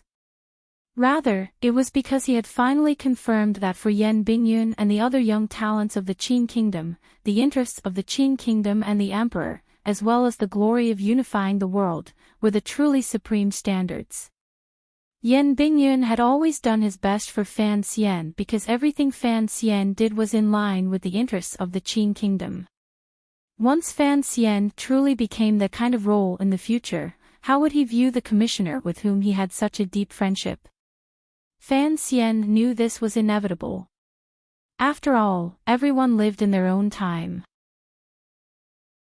He had the experience of his previous life, so he could see the differences between the countries in this world more lightly. However, he could not demand this of others. That was an unreasonable demand. Yan Bingyun's role by Fan Xian's side had always been a bit unclear. He was not a member of the Qinian unit, but he was Fan Xian's trusted aide.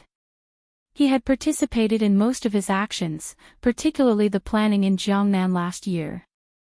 After Fan Xian clearly realized this, he made up his mind. As for his deal with Northern Qi, it was best not to let Sir Yan Jr. touch the deepest core. However, there was an important and urgent problem that had not been resolved on this trip to the Overwatch Council. How could he connect with Hongzhu? Fan Xian sat in the carriage and propped his chin on his elbow. His brows were furrowed tightly.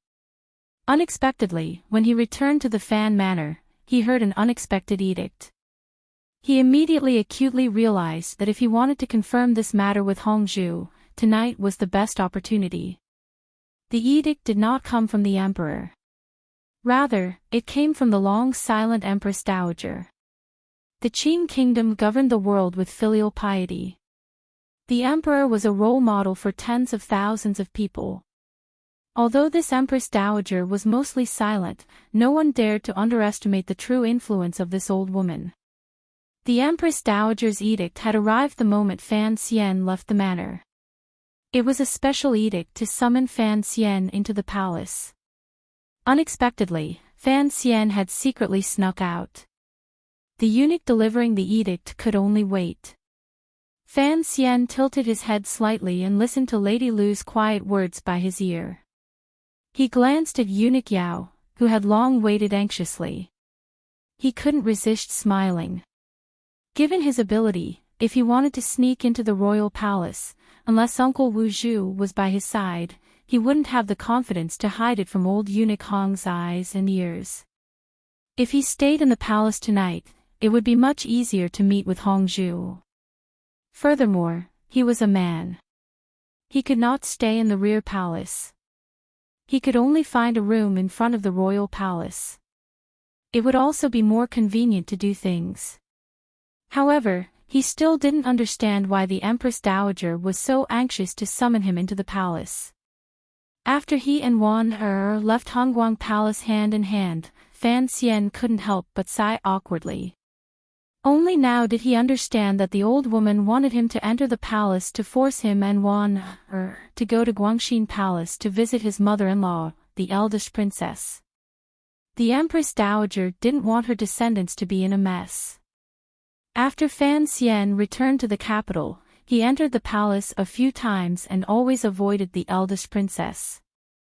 This reality made the Empress Dowager unhappy. She decided to use the power in her hands to make up for the cracks between the younger generation. Taking advantage of Wan Er being in the palace, she summoned Fan Xian into the palace. It was already dusk, and the royal palace was dim. Wan Er glanced worriedly at Fan Xian's expression and pouted. "I don't want to go to Guangxin Palace." Fan Xian forced a smile and comforted her. "After all, the eldest princess is your mother. No matter what, you have to see her." Although he said this, his heart gradually sped up. Lin Wan Er looked at him seriously and said, "I know you also don't want to see mother. How about we sneak out of the palace?" Fan Xian couldn't resist laughing in spite of himself. "Be careful of the Empress Dowager killing you and me, two ignorant little bastards." Not far in front of them, the door to Guangxin Palace had already opened a corner. A few serving girls were submissively waiting for the arrival of the two of them. Technically speaking, Fan Xian and Wan were half-masters of Guangxin Palace. However, this strange world had long made their relationship with the palace cold and strange. Fan Xian smiled warmly and glanced at the serving girls. His eyesight was very sharp. With a glance, he could tell that these serving girls were similar to when he had first entered Guangxin Palace. They all had powerful cultivations. Passing through the corner of the palace door, a light wind hit him in the face. The wind was very cold. Fan Xian thought of the woman in the palace and couldn't help but shiver. "Yi Chen, come here. Let me see." The eldest princess, Li Yunrui, welcomed them from outside the hall. Although her tone was forcefully maintained calm, Fan Xian could still hear a slight strangeness. He raised his head in surprise and saw the eldest princess staring at her wife beside her in a daze. Wan Er bit her thick lower lip. Her palm gripped her husband's hand and refused to let go. Fan Xian gently patted the back of her hand to give her enough encouragement. Wan composed herself and walked forward. She bowed slightly toward the beautiful woman in palace attire on the stone steps and quietly said, "Greetings, mother." Her voice was very low and thin. It was indescribably unnatural. The eldest princess stared in a daze at her own daughter. Her slightly hopeful expression abruptly calmed. She lightly said, "How have you been?" Fan Xian furrowed his brows and coughed uncomfortably. Moving closer to Wan Er's side, he smiled and said, "Greetings, mother-in-law." The eldest princess looked at him. A strange smile rose to her beautiful face and said, "You still know to come see me." For some reason, the eldest princess and Wan Er appeared a bit cold, but she spoke very casually to Fan Xian. Fortunately, with Fan Xian's interruption, the atmosphere on the stone steps relaxed a bit. The eldest princess held Lin Wan Er's hand and stood side by side on the stone steps. She gave a few orders to the serving girls in the courtyard and prepared to walk into the hall. Fan Xian raised his head and looked at the two women on the stone steps. He found with amusement that did not look much like her mother. However, he didn't know how the eldest princess took care of herself. She was still so young. The two of them stood in a row. They didn't look like mother and daughter. They looked more like sisters. However, although was married, she still could not shed some of her youth. The eldest princess had long bloomed and had not withered for years. She was like a blooming peony, eye-catching. Guangxin Palace had long arranged a banquet. There were no outsiders. It was just the eldest princess and the young couple. After talking for a while at the banquet, finally relaxed a bit. Adding to the mother-daughter nature, the gaze she used to look at the eldest princess also became gentler. The eldest princess seemed to be very happy with Er's change. Her voice also began to show a real gentleness. At some point, she sighed and faintly said, "In your eyes, I'm afraid I have done a terrible job as a mother." The rims of Er's eyes reddened. Tears were about to fall. She had grown up in the palace. Although she was loved by the Empress Dowager, how could a girl not miss her mother? Hearing such gentle words at her mother's side, her heart was a mess of emotions. She didn't know what to say. Fan Xian sat below and looked at the mother and daughter sitting side by side. He smiled slightly. Of this pair of mother and daughter, one was the foremost beauty in Qing Kingdom. The other was the foremost beauty in his heart. Looking at them now, how could it not be pleasing to the eye? However, he had to gloomily admit that his wife was indeed not as good-looking as his mother-in-law. Particularly the eldest princess.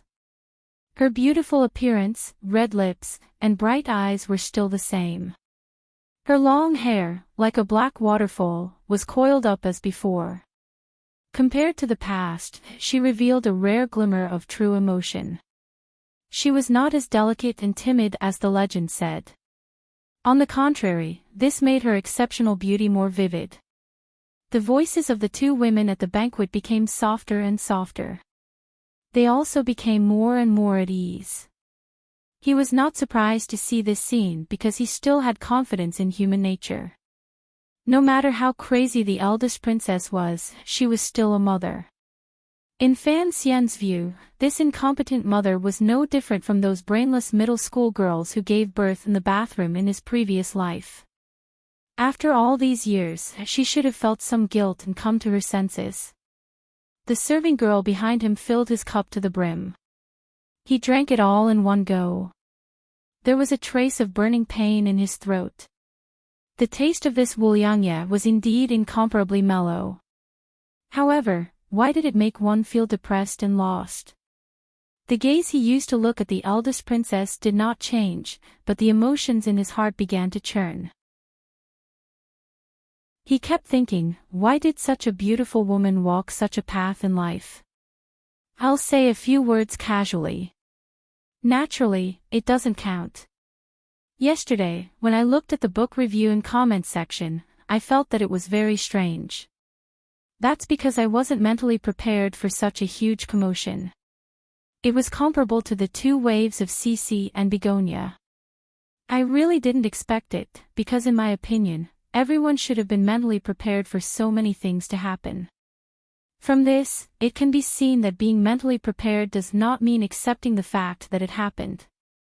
Well, it couldn't be helped. Not every fairy-like woman with a lot of scenes would be pushed down by the male lead. At least this time, I wouldn't write it that way.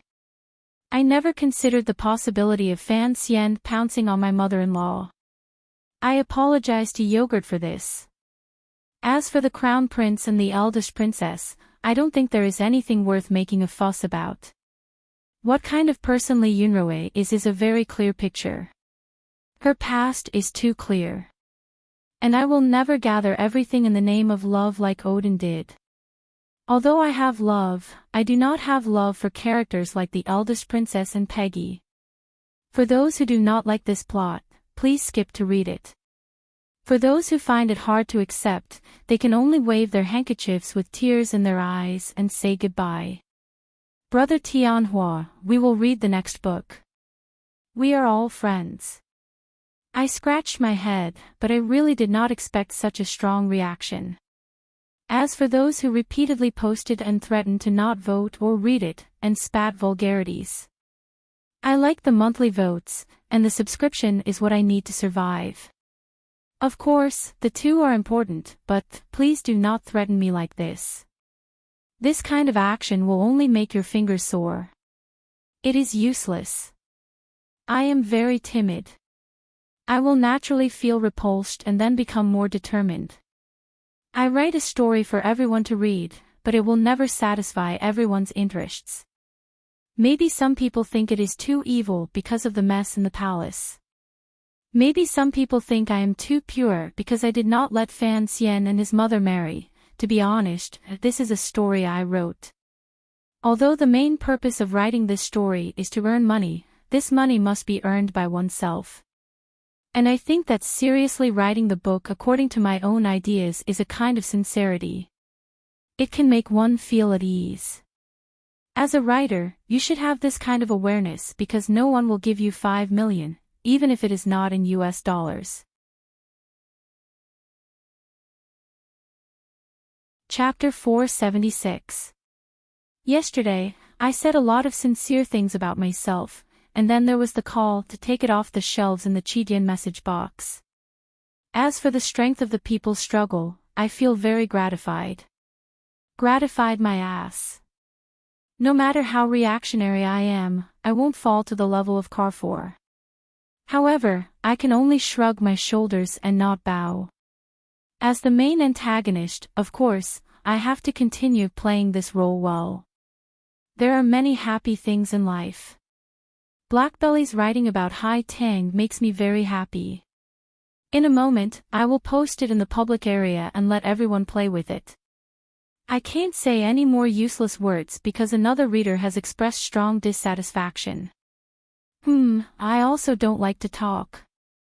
I'm just long-winded, and my mood is indeed not good. Is that okay? In grief. The coldness outside Guangxin Palace seeped in strands, trying to forcefully change the name of the palace to Sister Chang'e's residence. However, with the red candles at the side and the warm fragrance rising, the wine strong, and the spring overflowing, this kind of plan was ultimately just a delusion. Fan Xian watched the eldest princess and Wanner speak softly. The smile on his face gradually grew. He was no longer as wary and awkward as when he first entered the palace. The eldest princess was still as beautiful and alluring as before. Even though Fan Xian clearly knew of the matter Hong Zhu spoke of, other than shock, he felt a strong displeasure toward the crown prince. At least, looking at the foremost beauty in Qin Kingdom, the young son-in-law could not form too many feelings of disgust in his heart. Of course, this kind of emotion in itself was a wonderful thing. He gently put down his wine cup and smiled self-mockingly. He thought to himself, the eldest princess is also a pitiful person. There must be something hateful about a pitiful person. This eldest princess was the Empress Dowager's most beloved youngest daughter. She was a powerful figure that the emperor had relied on as his right arm these 10 years. Particularly for Fan Xian, hidden under the gentle and beautiful appearance of this beauty in palace attire was a venomous tongue, a liquid that could kill without spilling blood. When he was 12, Fan Xian welcomed the eldest princess's first assassination attempt. After they entered the capital, the two sides became even more entwined in schemes and blood and fire, unable to extricate themselves. However, during these years, Fan Xian's power had gradually expanded while the eldest princess's power had grown weaker by the day. The eldest princess had long acknowledged that her son-in-law was an opponent worthy of her attention, but Fan Xian's two most direct opponents of conflict in the Qin Kingdom, the Crown Prince and the Second Prince, were actually just pawns thrown out by the eldest princess. Fan Xian clearly knew that since his rebirth, the true enemy of the entire world was the beautiful woman in palace garb in front of him. The eldest princess was Fan Xian's most powerful opponent. Thus, during these years, the Overwatch Council had gathered all of their intelligence centers in Xinyang and Guangxin Palace. Fan Xian understood the eldest princess, even better than she understood herself. This was a question on a psychological level. He could acutely sense the eldest princess's complicated gaze toward that woman in the past, and even her strange feelings toward that woman. If it wasn't like this, it couldn't explain the strange political situation in the Qin kingdom after the Yi family was destroyed. A hateful person must also have a pitiful side. However, Fan Xian would not give a glimmer of pity to the eldest princess. In this aspect, he was colder and more heartless than anyone else in the world. Just as he had said countless times in the past, only when you are drunk do you know the weight of life. Only when you are dead do you know the weight of life. He wanted to live. Whoever didn't want him to live had to die in front of him. How was Jiangnan? The eldest princess gently stretched out her jade arms and slowly put down the wine cup. It was winter, and although there were bamboo charcoal stoves in the palace, the temperature was not high. The eldest princess was also wearing winter clothes that were a bit thick, but even with this kind of clothing, it still covered up the curves of her body and that alluring aura that was everywhere. One had already fallen asleep. The serving girls carefully came out of the back of the palace to give their orders. They then retreated out of the palace and closed the doors. Fan Xian furrowed his brows slightly but did not say anything to stop them. After all, the eldest princess was her mother. It was not convenient for him to say too much. Jiangnan is very good. The scenery is good, and the people are not bad, Fan Xian replied with a smile. Mother, if you have the time, you can visit Hangzhou sometime. Although it was particularly awkward to say the words mother, he had no other choice. I went a few years ago. Now, the scenery is the same, but the people are very different. What need is there to go again? The eldest princess left the banquet. As she walked out of the palace, she spoke mockingly. These words were referring to the palace treasury that had originally belonged to her and had now been completely taken over by Fan Xian. Fan Xian did not leave his seat and paused slightly. A moment later, he respectfully said, living in this world, one has to see the people, and one has to see the scenery. People are always like flowers chasing water. Every year is different. The scenery stands tall in the world, but it will not change for 1,000 years. A person's life is short, but they can see the changing scenery of tens of thousands of years. This is what I think is important. The eldest princess turned her head to look at Fan Xian. She tilted her head slightly and revealed a trace of a smile on her face. What do you want to advise me about? I don't dare, Fan Xian replied with a pained smile. The eldest princess smiled slightly mockingly and said, there are very few things in this world that you don't dare to do. However, trying in vain to use words to weaken my will is truly a very stupid thing to do.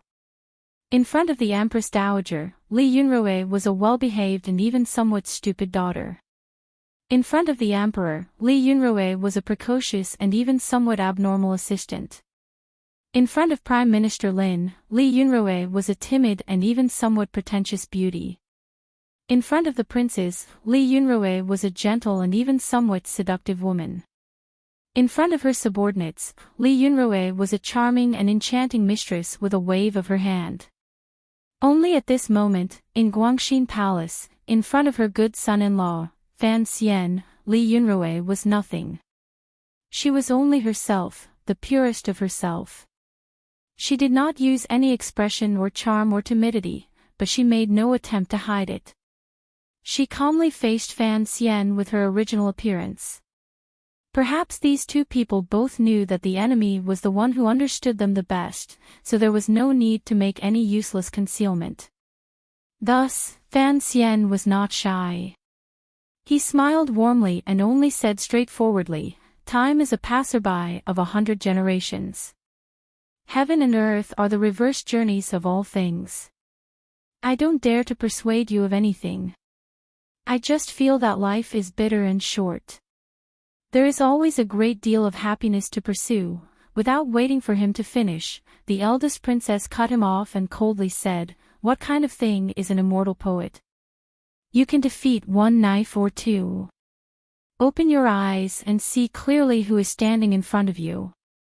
Don't always think that by saying some unbearably sour words and smugly showing off a few seemingly philosophical words, you will be able to solve all problems."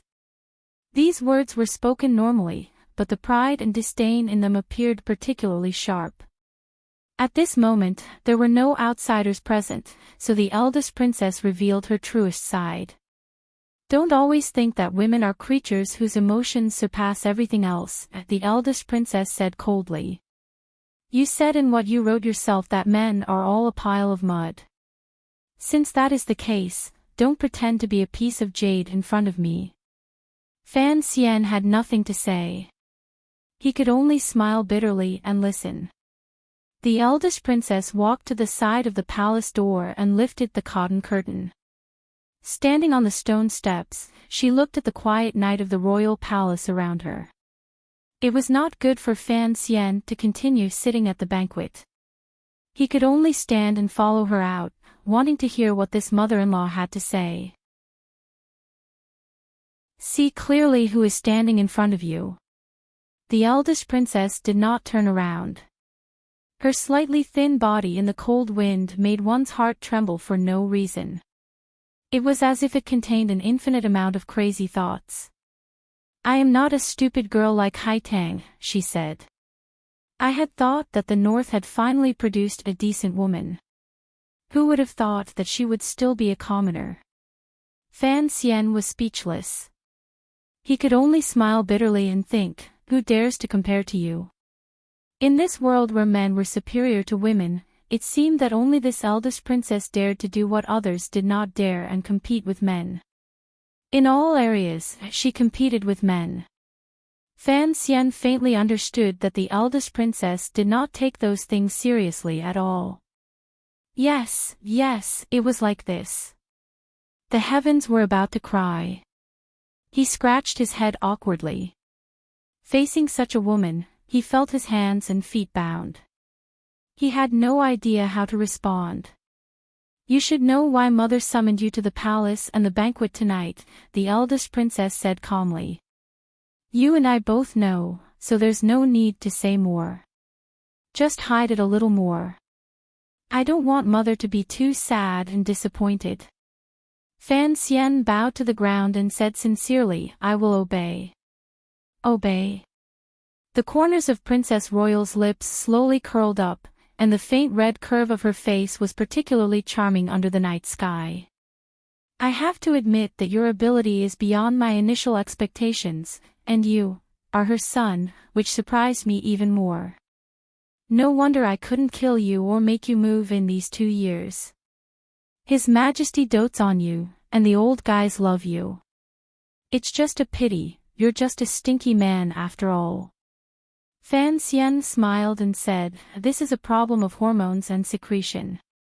"Here." The eldest princess started slightly.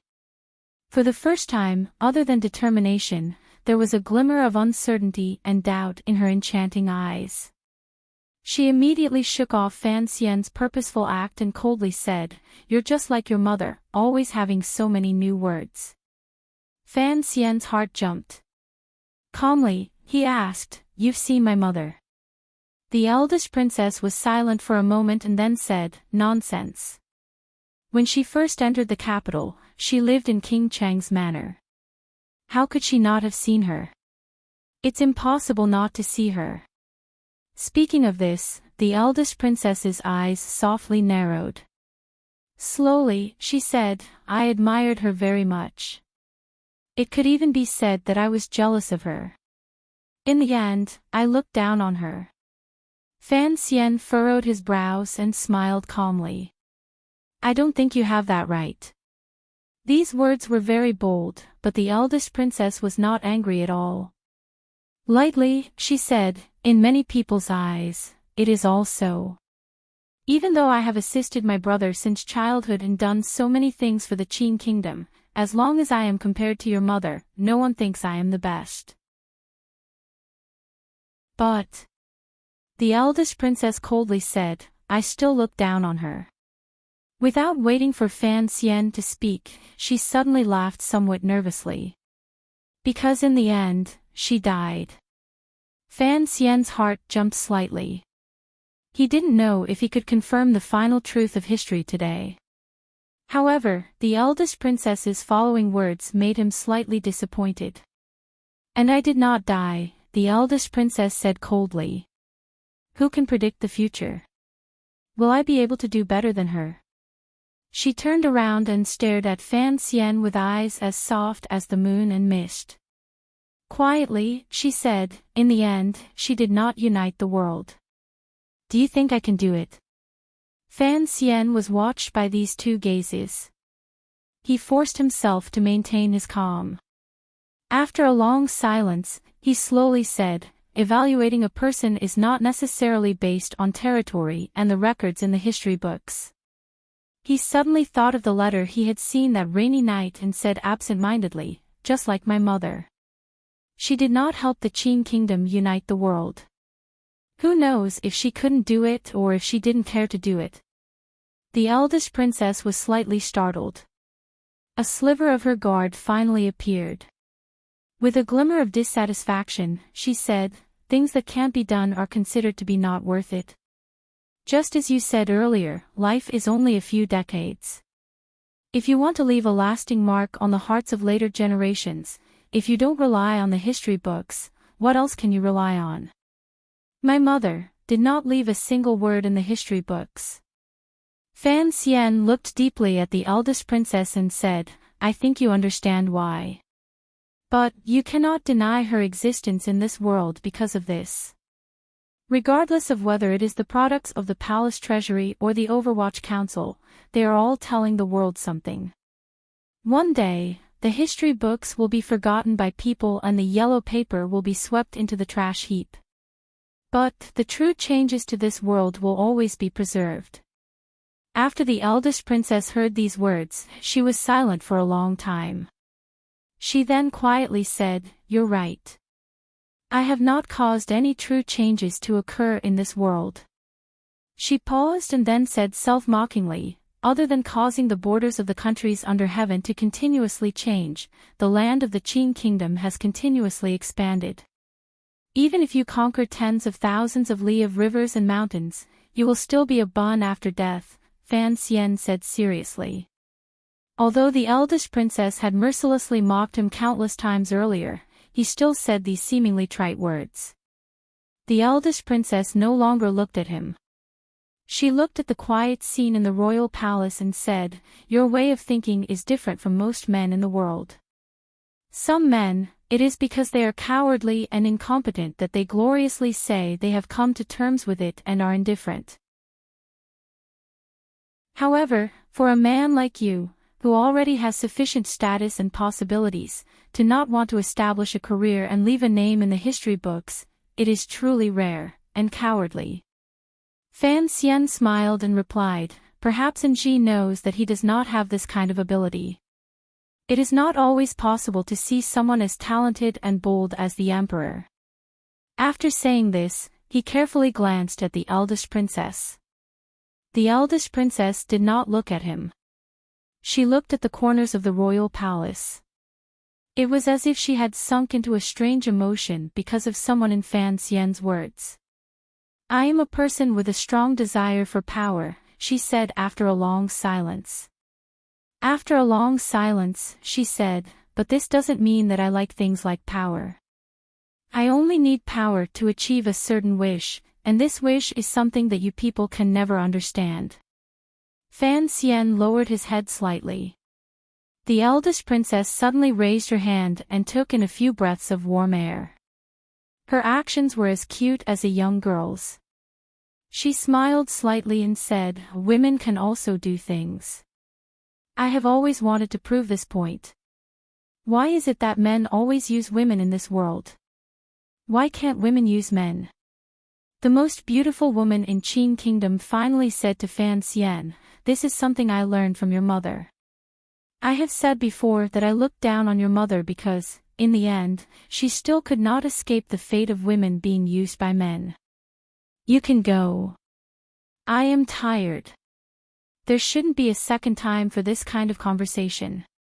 Fan Xian lowered his head and bowed. Out of the corner of his eye, he glanced at the soft curve of the eldest princess's side profile. He thought about the words the eldest princess had said and smiled slightly. He thought to himself that perhaps this was the unchangeable norm of the battle between men and women. Even if it was her, wasn't it also a reaction after being used by men and not being able to change? The eldest princess looked calmly at his back. She hoped her words would be able to plant that poisonous flower in Fan Xian's heart. Shortly after, she raised her head and looked at the night sky above the royal palace. Her fingers moved slightly as if she was recalling a certain curve. Furrowing her brows, she wondered which palace brother the emperor would spend the night in. There was no pity, no emotion, no reflection. Fan Xian directly left Guangxin Palace. Under the light of the eunuch's lantern, he headed toward the front of the royal palace. His back was a bit wet, not because of fear, but because of some complicated emotion. He couldn't help but think of the first time he entered Guangxin Palace to massage the eldest princess. At that time, his 2 fingers had stopped at the temples next to her beautiful hair, constantly worried that he would be assassinated in the palace. Thinking about it now, Fan Xian at that time had been very naive in terms of politics. The present Fan Xian understood that politics was dark, dirty, and bloody. It was the most untouchable taboo in the world. However, from the moment he was born, he had been tightly embraced by these things. Thus, he had to do it more thoroughly than anyone else and hide it better. The eldest princess was very calm tonight. Fan Xian knew that just like how the gentler the smile on his face, the thicker the murderous intent in his heart, the calmer the eldest princess' expression, the crazier she became. Walking toward the front of the city, Fan Xian watched the dim yellow lantern in front of him sway slightly. He was calm to the point of coldness as he analyzed everything he had seen and heard tonight. As for the poison the eldest princess wanted to plant, Fan Xian had actually planted it a long time ago. He had just hidden it well. How crazy would the eldest princess be? Was it as his father-in-law and Wuzhou guessed? Fan Xian still didn't understand where to find such an opportunity. He suddenly remembered that the eldest princess had not mentioned a word about Lin Ruofu, who was far away in Wuzhou. Given Fan Xian's understanding of that old matter, the eldest princess might not necessarily be heartless toward Prime Minister Lin. Her actions tonight were indeed a bit strange. It looked like that woman had indeed changed in recent days. Substitute. Fan Xian furrowed his brows and quietly muttered to himself. He looked similar to the second prince. Strangely, he didn't look like the emperor at all. On the contrary, the crown prince, who had always been a bit weak, vaguely looked like the emperor. "Sir, what kind of substitute?" the eunuch leading the way asked fawningly. Fan Xian smiled and said, "Trash." There was a special place to rest in the royal palace. It was far from the inner palace. A dozen years ago, when the emperor had been busy with government affairs, he often worked through the night to handle state affairs. At that time, the prime minister and officials also had to wait in the palace and often didn't have time to return home. Thus, the emperor had issued a special edict to vacate an area in the front of the city for these officials to rest. Presently, Qin Kingdom was in a period of peace and prosperity, and there were temporarily no worries on the borders. The palace was no longer as busy as before, and this place had been quiet for a long time. Until Fan Xian moved in today. Before long, Fan Xian had already left the manor. Borrowing the shadow of the tall city walls, he moved forward silently like a ghost. He grabbed a handful of snow from under the palace walls and carefully wiped away the faint scent of sleeping incense on his fingers. Increasing his speed, he headed in the direction of the 9 pine trees. Traveling alone at night in the royal palace was indeed a very risky matter. However, Fan Xian knew that if he acted according to normal thinking, he would only move out in the dead of night when the defenses in the palace were the tightest. Although it was already night, there were still many people in the palace who had not gone to sleep. It was safer to travel unexpectedly at night. His destination was a corner of the royal palace, near the 9 pine trees. This area was still within the boundaries of the royal palace. It was where the washing station was when it was first built. Later, there were more and more eunuchs in the palace, and many residences were built along the washing station. Only then did it gradually become a place for eunuchs to live. The washing station also had a restricted entrance to the outside of the palace. Although it was still guarded by imperial guards, it was, after all, a place where eunuchs and serving girls lived together. It was crowded with people, so the security was much more lax than other places.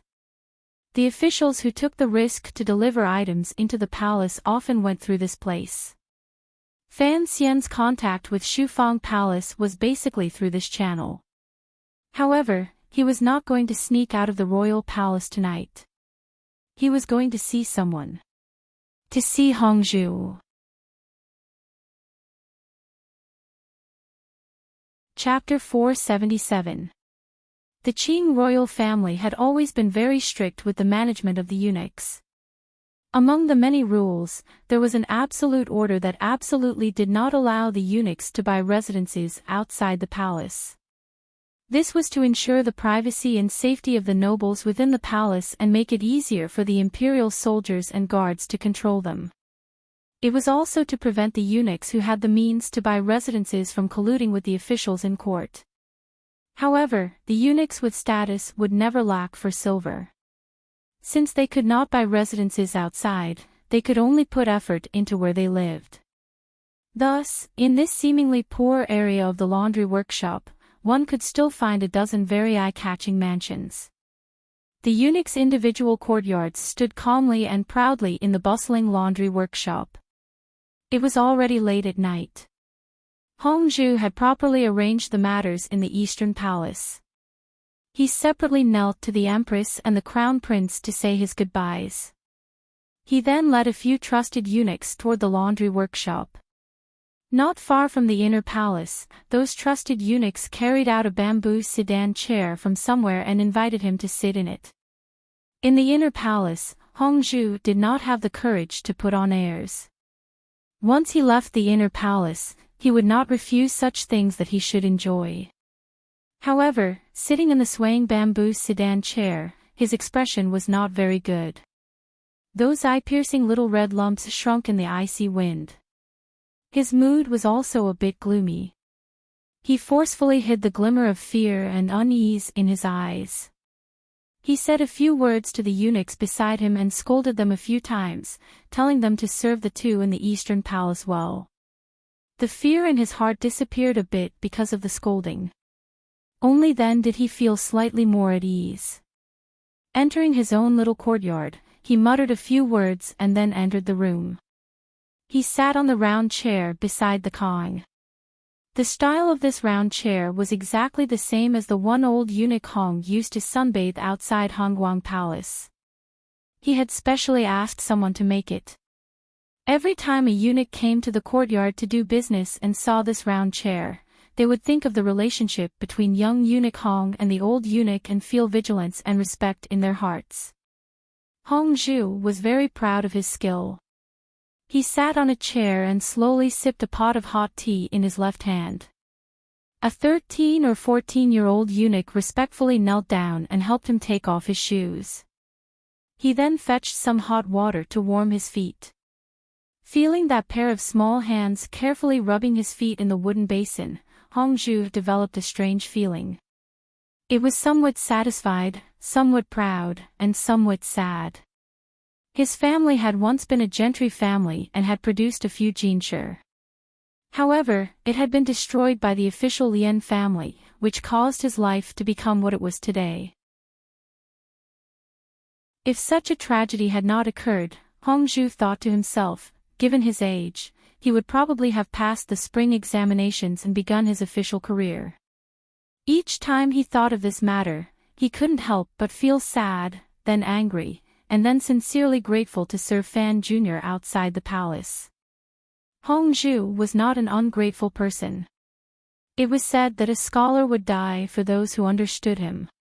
He had always thought that although he did not have that thing between his legs, his heart was still that of a scholar. His fingers slowly rubbed the granules on the surface of the purple clay teapot, but his thoughts were not on this wonderful feeling. He thought of the matter he had taken the risk to tell Sir Fan Jr. He didn't know what kind of disaster this matter would bring to him. He had been afraid for many days. It was not until Sir Fan Jr. returned to the capital that he felt a little more confident. He would leave such a terrifying matter to Sir Fan Jr. to handle. Perhaps he would gain some benefits from it. It could be considered his repayment. As long as the matter did not implicate him, it was fine. Hongzhu's fingers suddenly trembled. He stuck out his tongue to moisten his lips that had become dry from nervousness. In a dry voice, he said, "You can leave. I'm a bit tired. If there's nothing important, don't disturb me." The 13 or 14-year-old eunuch with delicate features took out a dry rag and wiped Eunuch Hong's feet clean. He giggled and said, "Eunuch, do you want to call Xiao, to help you massage them?"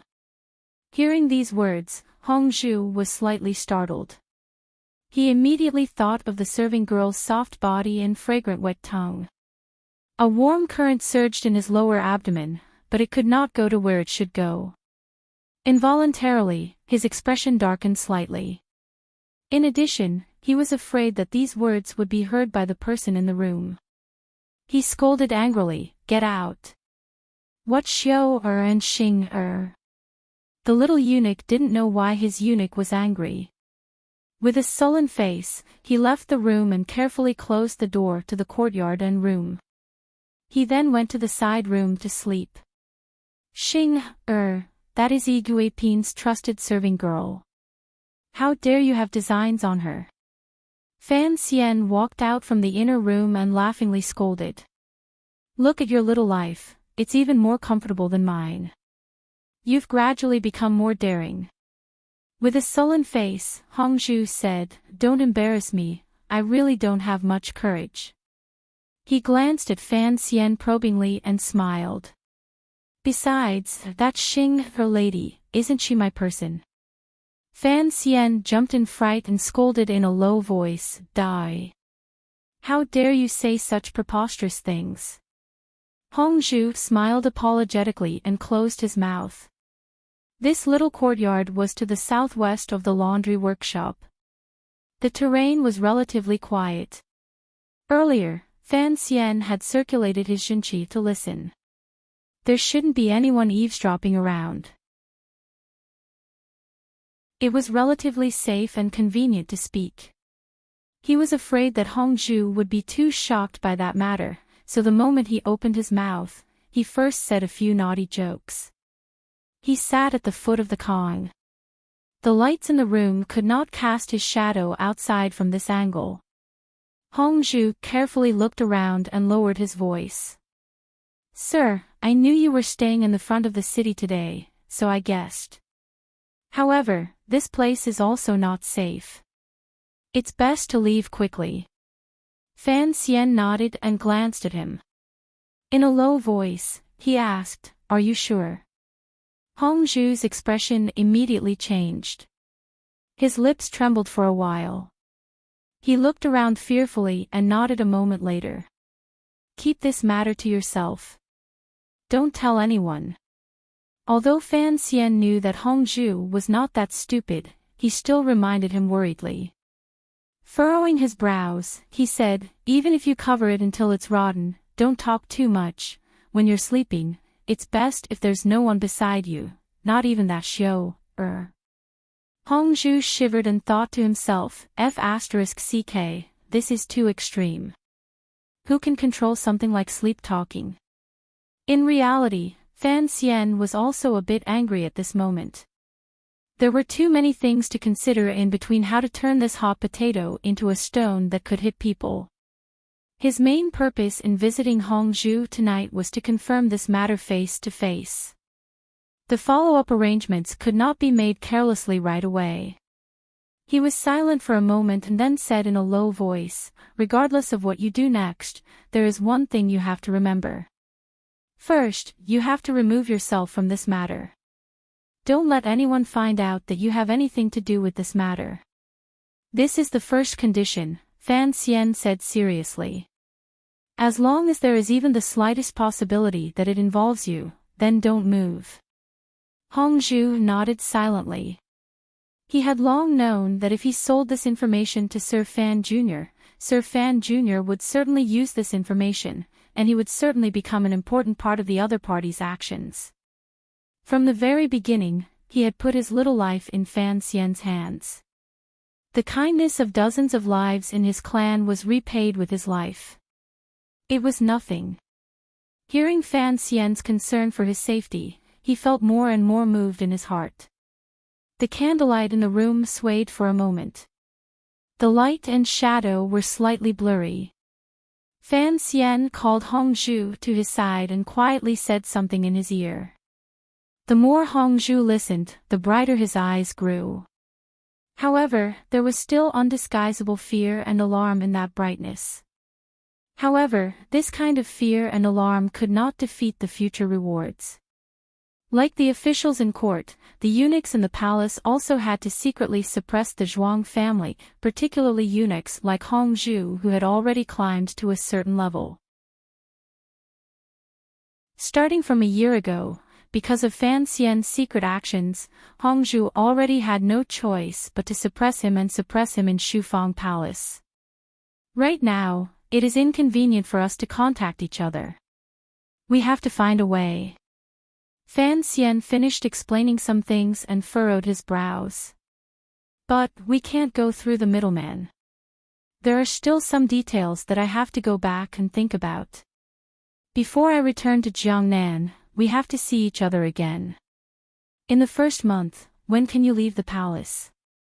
22, Hongzhu swallowed and lowered his head. The Empress doesn't like the embroidery color that Jiangnan sent as a tribute last autumn. She asked for an edict to order a batch from Dongyi. This is a profitable business. The Empress bestowed it to me so I can go out that day. Fan Xian nodded and confirmed the time for their next meeting. However, a thought flashed through his mind. He realized that the Empress truly doted on Hongzhu, this eunuch. He looked at the pimple on Hongzhu's forehead and unconsciously glanced at his crotch. Shortly after, he laughed silently at himself. He had seen too many shady things in this gloomy and heavy palace. He couldn't help but want to think about everything 3 ways down. However, this was impossible. The checks to enter the palace were too strict. On the land of the Qin kingdom, it was impossible for a story like Wei Xiaobao's to appear. Fan Xian didn't dare stay in Hongzhu courtyard for long. In the end, he gave a few more careful warnings and left. It was a long time after he left that Hongzhu came back to his senses. Looking at the empty corner of the Kong and the lights in the room, he was confused. The door to the room and courtyard hadn't even been opened. How did Sir Fan Jr. leave? He really is amazing. Hongzhu slapped his thigh and silently sighed in admiration. For some reason, the large stone that had been pressing down on his heart suddenly became much lighter after Fan Xian's arrival. Perhaps he had told this massive secret to another person and split it in half. Perhaps he felt that a godlike figure like Sir Fan Jr. would certainly be able to handle this matter. He had a lot of confidence in Fan Xian. He felt that he could finally have a good night's sleep. With a relaxed expression, he blew out the lights, took off his clothes, and burrowed into the thick blankets. Although Xiao-er's youthful and beautiful body was missing from the blankets, young eunuch Hong still felt very happy. However, Fan Xian's confidence in Hongzhu was not full. He had 3 methods of controlling Hongzhu. One was to help his family get revenge. Another was to give his brother in Jiaozhou countless benefits. What he truly used to tie down Hongzhu was still affection. In this world, everyone was different. Some people could be bought with money. Some people had no ability to resist in front of beautiful women. Fan Xian confirmed that Hongzhu was a very special little eunuch. He was sincere and chivalrous. Otherwise, he would not have been willing to become a nail in Fan Xian's hands in order to repay a favor.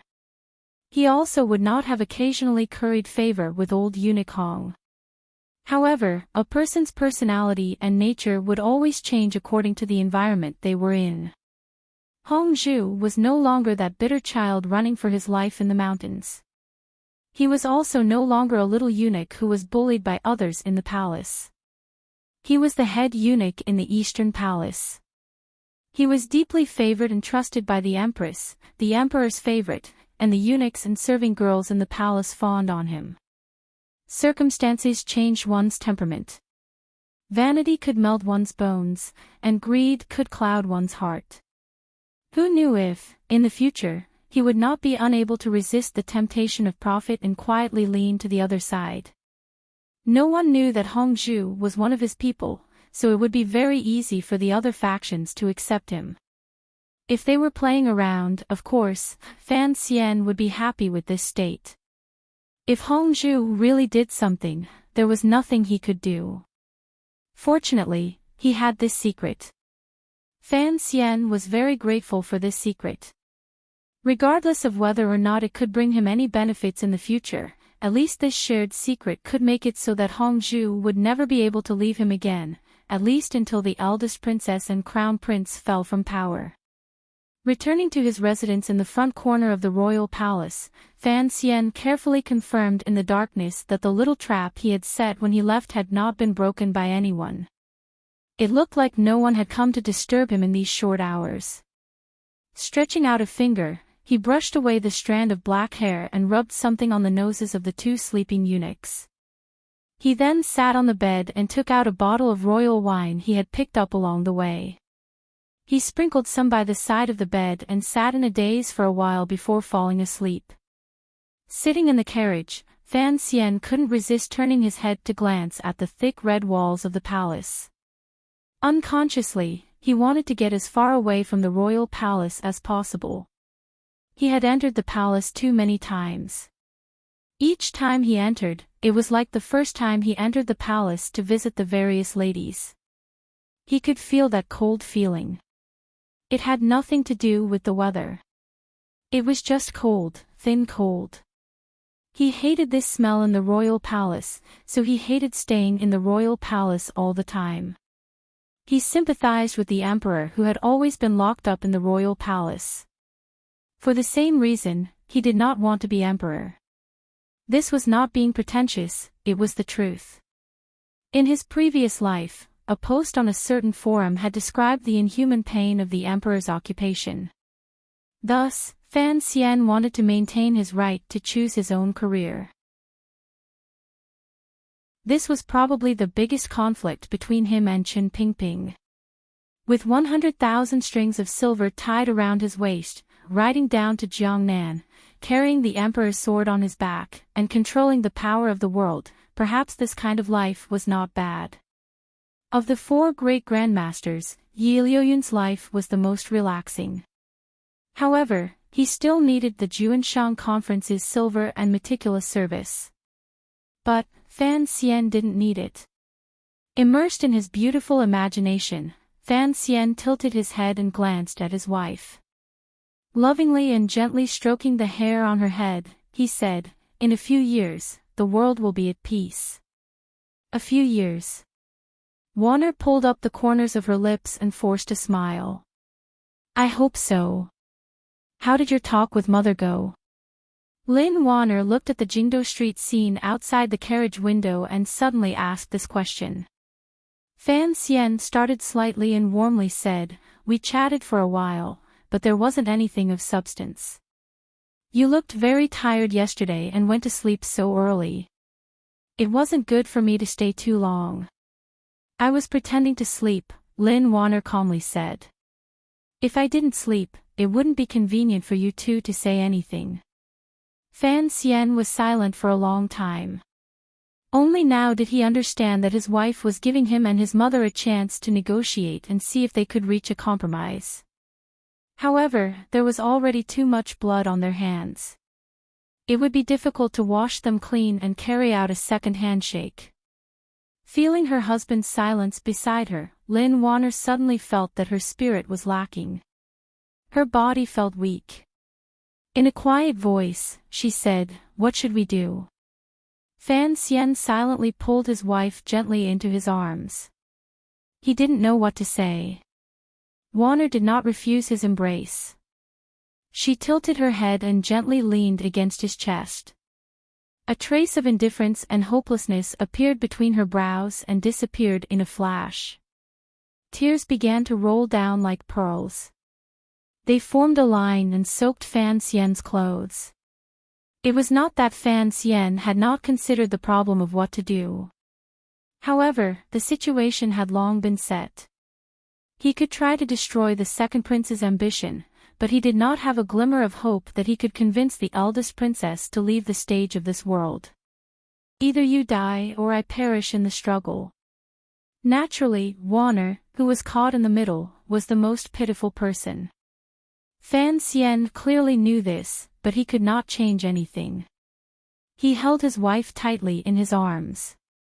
For some reason, his heart also began to ache. A year ago, Warner had reminded him that perhaps his mother would once again join hands with the crown prince. Thinking back to the past, Fan Xian couldn't help but sigh in admiration at his wife's sharp intuition. He knew that it was not that Warner did not understand the turbulent undercurrents under the Qin Kingdom's golden age of peace.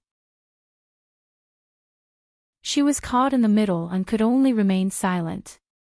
Always silent, so silent that it seemed to have disappeared. Because of this, Fan Xian felt increasingly guilty and apologetic toward his wife because he could not say anything. He could not even give her a promise. In his arms, his wife was crying silently. Fan Xian gently used his thumb to wipe away the tears on her face. Raising his head to look at the scenery outside the window, he thought to himself that even if a person had two lives, there were still many things that could not be changed and many wishes that could not be fulfilled.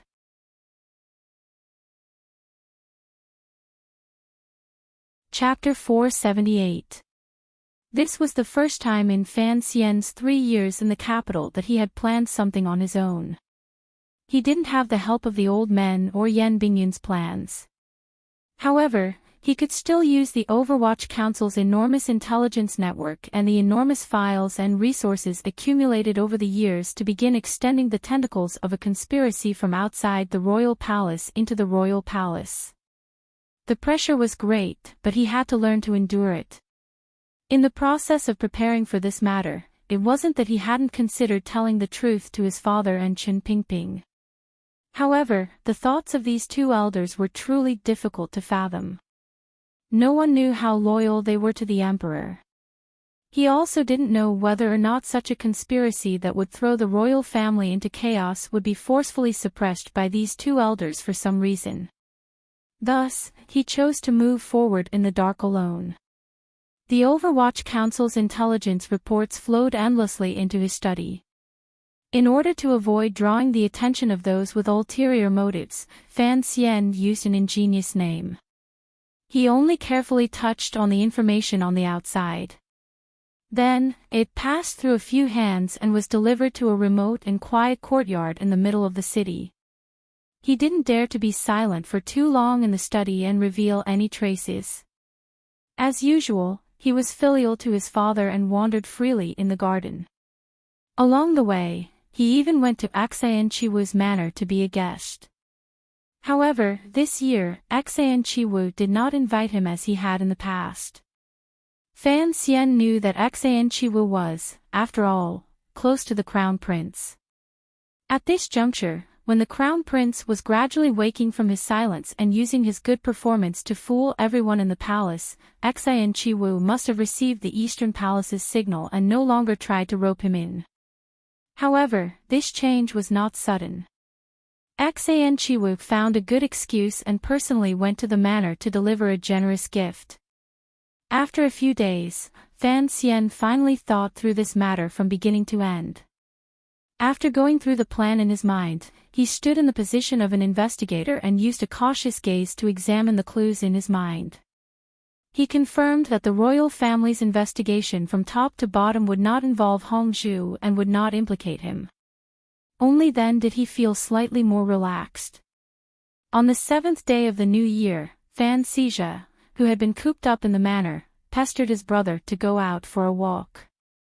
Fan Xian glared at him and retorted, "You think you're still the second young master of Fan Manor? Right now, it is the council that is hiding your whereabouts, but I am sure that the palace already knows where you are. Right now, no one from the Ministry of Justice has come to arrest you because the palace is giving face to father and me. If you go out with such a fat face to show off, where will the palace put its face? Someone will be coming to arrest you soon." Fan Xizha was surprised. Why was his brother speaking so harshly today? But in the year he had been working in northern Qi, he still retained the sinister business genius of the past. He had also shed some of his pompous air. He immediately saw that his brother had something on his mind. His mood was heavy. Carefully, he asked, "Brother, what happened? We are brothers in this world. Tell me what you want and see if I can help you." Fan Xian suddenly thought of the northern Qi aces who had followed Fan Xizha south and were now arranged to live in the country estate outside the city. His heart jumped, but he immediately cast aside those thoughts.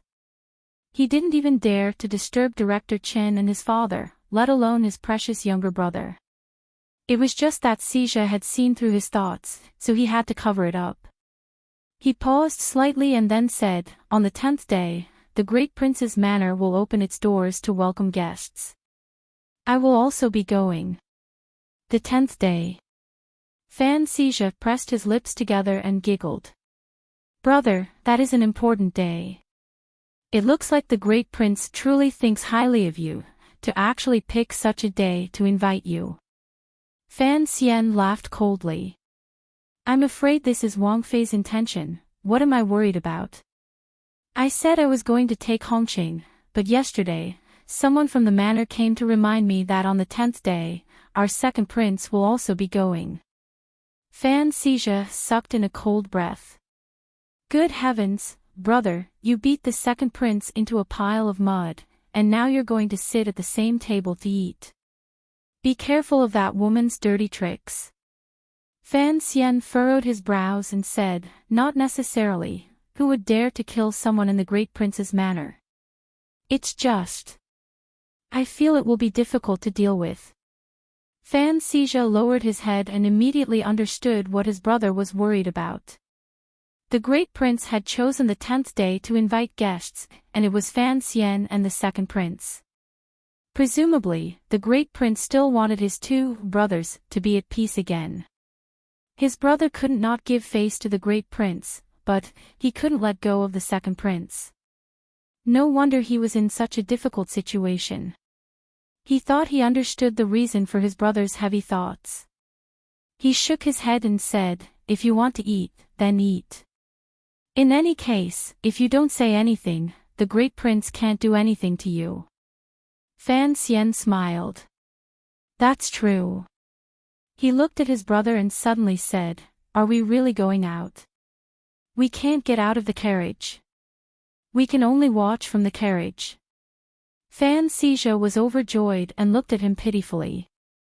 After returning from northern Qi, he had been locked up in the manor. Even during the ancestral worship on the first day of the new year, he could only kowtow a few times in the carriage. He had long been stifled. Hearing his brother's orders, he nodded repeatedly. As the carriage traveled through Jingdo, snowflakes gently floated down like willow catkins. The Fan brothers strolled around the bustling streets of Jingdo twice. In the middle, they stopped by Donbo bookstore to understand the recent situation. The two owners had arrived. The shopkeeper of Qingyu Hall, who had replaced Seventh Yi, quickly entered the carriage to report. However, listening to the report was secondary. Fan Xija only wanted to see the small bookstore he had started. After leaving Donbo bookstore, they went to Baoyue brothel. The carriage stopped outside the hidden back door of Baoyue brothel. Fan Xija tilted his head and looked at the three-story building. His young face was full of the sigh of an old man. Earlier, looking at Donbo bookstore had already made him feel emotional. Now, looking at the brothel that had changed his life, the complicated feelings in his mind suddenly surged. Fan Xian lifted the curtain of the carriage and walked out. Fan Xija was overjoyed. Without saying anything, he followed him out of the carriage. There was already someone waiting at the back door. The group of people quietly entered the back courtyard and followed the quiet stairs directly up to the third floor. They sat in the room that had been empty the whole time. Fan Xija excitedly twisted his head and looked around. Occasionally, his palm would touch the antique furniture that he had personally arranged in the style of the Wei Kingdom. His face was full of reluctance and excitement. Fan Xian smiled and glanced at him. He was not worried about his brother's safety. In Jingdo, as long as he came out with him, no one would dare to force him to do anything. However, looking at Fan Xija's expression, his emotions suddenly stirred. For people like Xija and the third prince, if they were to be judged as good or evil, they were probably characters that should be cut 1,000 times. Yet, he had always stood firmly behind them. He laughed at himself and thought to himself that he really was not a good person. There was no one else in the side room. Only Sangwen and Shi Qing'er were personally serving him. After drinking a cup of hot tea, Fan Xian gave Sangwen a meaningful glance. The two of them walked into the hidden secret room in the back. Fan Xija was not surprised. He didn't even glance at the two of them. He only continued to chat with Shi Qing'er. Between the lines, he was very concerned about the state of Baoyue brothel's operations after he left the Qin kingdom. After he heard Shi Qing'er relay Fan Xian's slight changes to Baoyue brothel, as well as the situation of the girls' contracts, he opened his mouth wide and sucked in a cold breath. His gaze toward the secret room became different. Fan Xija truly admired his brother from the bottom of his heart. With these changes, it looked like the brothel had taken a loss. In reality, he had won the hearts of the people and reduced a lot of unnecessary expenses in the dark. He shook his chubby face and secretly sighed in admiration. I only know how to earn silver, but my brother knows how to win the hearts of the people. What Fan Xian wanted was the loyalty of his subordinates. Other than sucking in the silver of the nobles, the most important use of Baoyue brothel was to gather intelligence. This kind of work could only be handled by Sangwen, who was loyal to him. Have you been to Chen Garden recently? Fan Xian looked at the gentlewoman and seemed to ask casually. Sangwen shook her head. No. Fan Xian nodded. Sangwen was his direct subordinate. As long as the old Qin cripple didn't say anything, the rules of the council and corresponding workflow would not be able to interfere with her actions. How is the preparation of the things I want coming along? Sangwen took out a sealed craft paper bag and handed it over. The intelligence regarding the embroidery bureau is very easy to obtain. However, the matter you want to investigate is not easy to start with. She forced a smile and said, the medical officials of the Imperial Academy of Medicine are all old men. Why would they go to a brothel? If you really want to investigate the Imperial Academy of Medicine, I think it would be more convenient to start with the council. Fan Xian shook his head and said, I said earlier that this is a private matter. It cannot go through the council. Also, the imperial doctors are all old men, but what about their disciples? They are all young people. Sang Wen's lips were a bit wide, but they were not ugly. On the contrary, they contrasted with her gentle face and gave off a different feeling. She opened her mouth and bitterly said, the salary of the students of the Imperial Academy of Medicine is too little. Before they finish their apprenticeship, they cannot diagnose on their own. Even the manners in Jingdo are not allowed to go. It is truly difficult to get them to come to Baoyue brothel. Fan Xian took out the file from the craft paper bag and narrowed his eyes to look at it closely. Relying on his extraordinary memory, he forcefully memorized most of the key contents on the file and handed it back. Sangwen took out a brass basin and carefully burned the file and the craft paper bag in it. She only stood after she had burned everything to ashes. Fan Xian digested the intelligence in his head and closed his eyes. He shook his head and said, You will stop here. Sangwen bowed slightly and said, Yes. Fan Xian took his brother and left Baoyue brothel. However, he did not stay in the manor. After sending Xija back, he once again sat in the black carriage. He thought in the carriage. Regardless of whether it was the intelligence the Overwatch Council had obtained from the outside or the bits and pieces of information Baoyue brothel had grasped, he could only come to a relatively vague conclusion. The Crown Prince's change had indeed begun half a year ago. At that time, Fan Xian was far away in Jiangnan and had no idea what had happened under the surface of Jingdo's peace. Without question, the venereal disease that had long troubled the Crown Prince and made him appear self-abased and weak had been cured. This matter caused the Imperial Academy of Medicine, who knew the inside story, to collectively sink into celebration.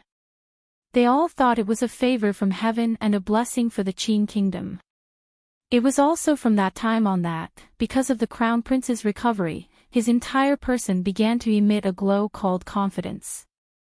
He became calmer and revealed the steadiness that a future emperor should have in his calmness. The Empress Dowager liked this kind of change. The emperor also seemed to be pleasantly surprised. After receiving confirmation from Hongzhu, Fan Xian sank into some kind of deep thought. On a psychological level, he could deduce some things. However, the eldest princess may have only seen the Crown Prince as some kind of substitute or even as a pet like a little white rabbit. But what about the Crown Prince?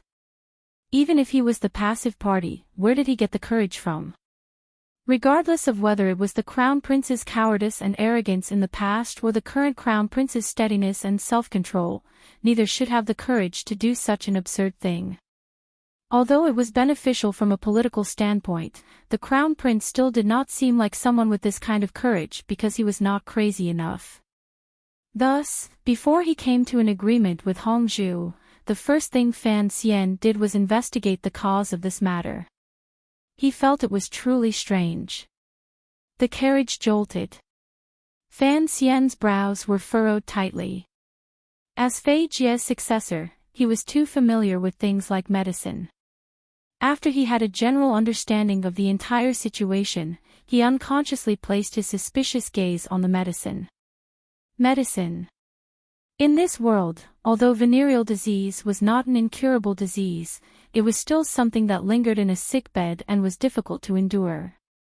Otherwise, the Crown Prince would not have suffered for so many years and the Imperial Academy of Medicine would not have secretly troubled him for so many years.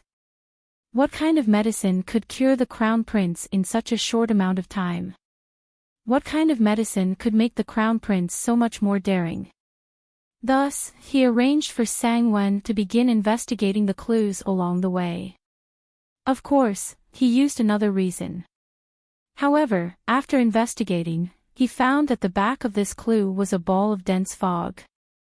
Baoyue Brothel's intelligence-gathering power was limited, and the Overwatch Council's supporting investigation had not made any progress. Fan Xian began to feel a glimmer of danger. It was as if he was being watched by an icy gaze from behind. Was this a trap? Could it be that someone had set up a trap and wanted him to expose these things? If he continued to dig deeper, he was worried that he would alert the powerful figure hidden behind the scenes.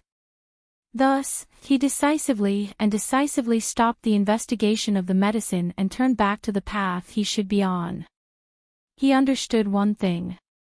No one knew of his relationship with Hongzhu. Since it was so, no one should think of using this layer of relationship. If there was another hand trying to control this matter, then their goal was the same as his.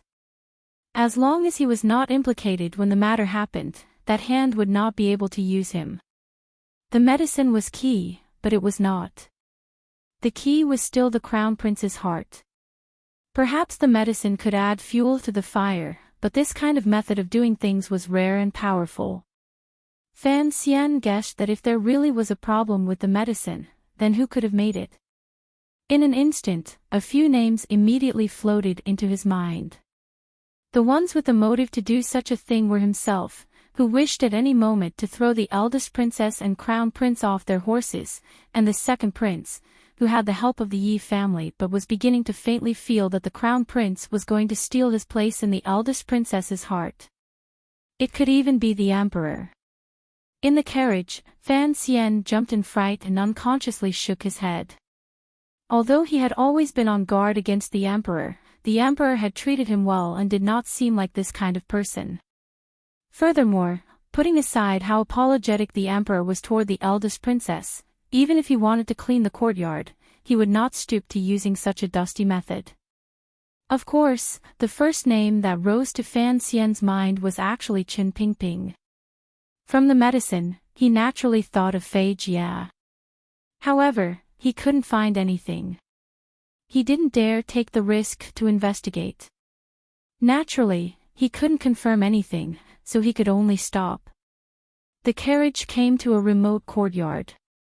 It was the one Wang Qinian had bought for a few hundred taels of silver. Fan Xian walked straight in and sat down on a chair in the innermost room.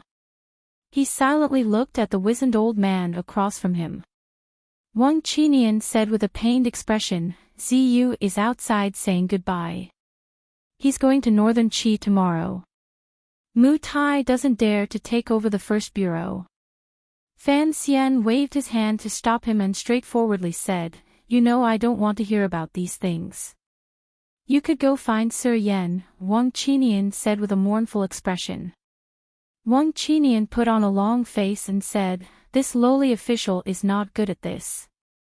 Besides, this is a crime punishable by the death of 9 generations." Fan Xian glared at him and said, "What crime is there? It's not like we did it." Wang Qinian glanced at him fearfully. He thought to himself that even if it wasn't the extermination of his entire family, if the people in the palace found out about it, even if he, the Overwatch Council's 2 wings, could fly, he would probably not be able to escape death. Fan Xian smiled warmly and patted his thin shoulder. "What does this mean?" "This means that you are the person I trust the most. Besides, you know everything about me. Any one of them is a matter of losing my head. Why would I be afraid of one more?" Wang Qinian suddenly felt great regret. After returning from Northern Qi, he should have followed Sir Fan Jr. and the director's intentions and immediately taken over the first bureau instead of returning to Sir Fan Jr.'s side and retaking control of the Qinian unit. That way, he would not have seen the box that he should not have seen even if he was blind, or heard the secret that he should not have heard even if he was deaf. Someone is investigating. In the light snow in Chen Garden, Chen Pingping sat in a wheelchair with a thick fur cloak draped over him. He looked at the ice gradually forming on the surface of the pond in the garden and smiled slightly. The investigation is very clever and well hidden. We still can't confirm who it is. Fei Jia glanced at the director and shook his head. There are still 3 months until the scheduled time. I hope there won't be any trouble.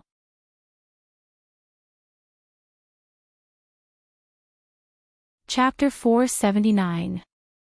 The left side of my head hurts badly, so I'm late. Sorry, if I can't take it and need to rest tomorrow, I will ask everyone for leave. Thank you. Fei Jia looked silently at the old man in the wheelchair. He knew that Director Qin had a clear understanding of his own body. Even if he wanted to say something comforting, he couldn't say it. The Overwatch Council was the darkest part of the new Qin kingdom. In this world, the only person who could truly understand a large part of history and understand Chen Pingping's intentions was this great grandmaster who used poison. In the middle of the year, Chen Pingping emphasized the time. After you leave Jingdo, don't come back. I know you've traveled all over the world in your life in the hope that one day you can take a ship to the lands of those foreigners and see how their medicine is made. Since you have this desire, it's best if you go earlier. Fei Jia didn't say anything for now. He knew that given the role he had once played in the military, the matter in the palace could not affect him. The reason the director urged him to leave the Qin kingdom and take a ship was because he wanted him to complete his life's ideals before the matter blew up and let him leave that matter. Although he was old, he still had ideals. I should have gone a long time ago, Fei Jia said with a smile. However, I've taken on a student, and I always miss him. Go, Chen Pingping said sincerely. You only have one life. Do what you like to do. Otherwise, when you're old and crippled, you won't be able to walk even if you want to. Although I don't believe in the retribution the temple speaks of, you've killed countless people in your life. You will always draw attention. Of the 3 old poisoners, Xiao En is already dead. I heard that the one in Dongyi also suddenly got a strange disease. You're the only one left. You have to live on. Fei Jia was silent for a moment. He then said, I'll listen to you. In the middle of the year, I'll go to Dongyi and go out to sea. Chen Pingping glanced at him and smiled tiredly. Why won't you leave from Quanzhou? First, that place has the smell of the past. I don't like to remember the past, Fei Jia said. Second, since I'm going out to sea alone, I don't want the emperor or Fan Xian to know where I'm going. Chen Pingping nodded. Fei Jia had a very special role in the Overwatch Council. He had resigned from his position in the Third Bureau many years ago, and was now considered to be one of the council's worshippers. The current head of the Third Bureau was his junior. Commissioner Fan Xian was his student. In all these years, he had been Chen Pingping's right-hand man and good friend, so he was very aloof in the council. Although there was still an empty room in the basement of the square building for him to conduct research, he rarely went there. His daily work of concocting medicines and fumigating poisons was all done in a courtyard in a corner of the capital. This courtyard was a monologue research department, and its funds were, of course, provided by the Overwatch Council. The corresponding servants and apprentices were all members of the Overwatch Council. The research results of a master of poisons were naturally quite valuable. Regardless of whether it was the arrow poison needed by the military or the poison needed by the nobles in their backyard to kill each other out of jealousy, they were all objects that people salivated over. However, the defenses of this courtyard were not very strict. Because of Fei Jia's vicious and poisonous reputation, the enemies of northern Qi and Dongyi, as well as the nobles within the Qin kingdom, did not have the courage to go into the courtyard and pretend to be a thief. Who knew what kind of poisonous insects Fei Jia raised in the courtyard or what kind of poisonous powder he scattered? The apprentices and servants who served Fei Jia were naturally not worried about this. They all carried antidote pills on them. Even if they mistakenly took them, there would be no danger to their lives. However, the people in Fei Jia's courtyard often faced financial danger. Because of the research of poisons and the purchase of rare raw materials, it always required a large amount of money. In the past few years, the palace treasury did not have enough money, and the Overwatch Council sometimes did not have enough money to allocate. When Fei Jia was doing experiments, he did not want to wait. Thus, the apprentice's monthly pay was often deducted. After the matter was over, Fei Jia often forgot to make up for it, and the apprentices did not dare to open their mouths to ask for it. Thus, their lives were not very satisfactory. As long as one was a member of the large organization that served the Qin kingdom, people would always find all kinds of ways to earn extra money and fill their pockets.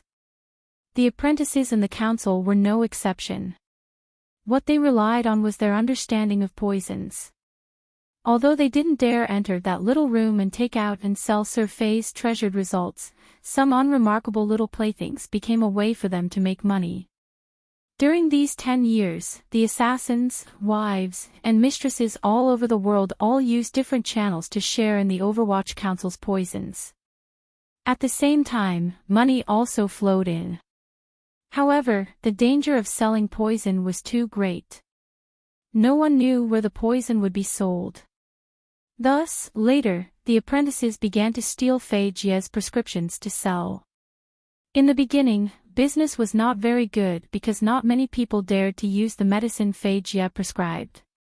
It was not until Fei Jia, as Fei Jia's personal disciple, began to treat his own injuries in the royal palace.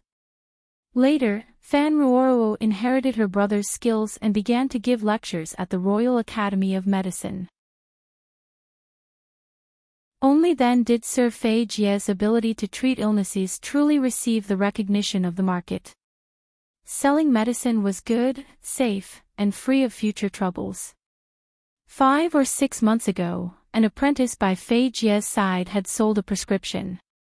This prescription had brought him a great deal of money. He sold this prescription to the famous Huichan Hall in Jingdou. He was particularly careful when he sold it. He did not reveal any clues on the prescription or reveal his face for the other party to see. He only handed over the money and handed over the goods. 4 months ago, this apprentice suddenly became seriously ill. Perhaps it was because he had been in contact with poisons for many years and was infected. Many treatments were ineffective and he died on the bed coughing up blood. Before that student died, the Huichan Hall had already used that prescription to successfully develop the first pill.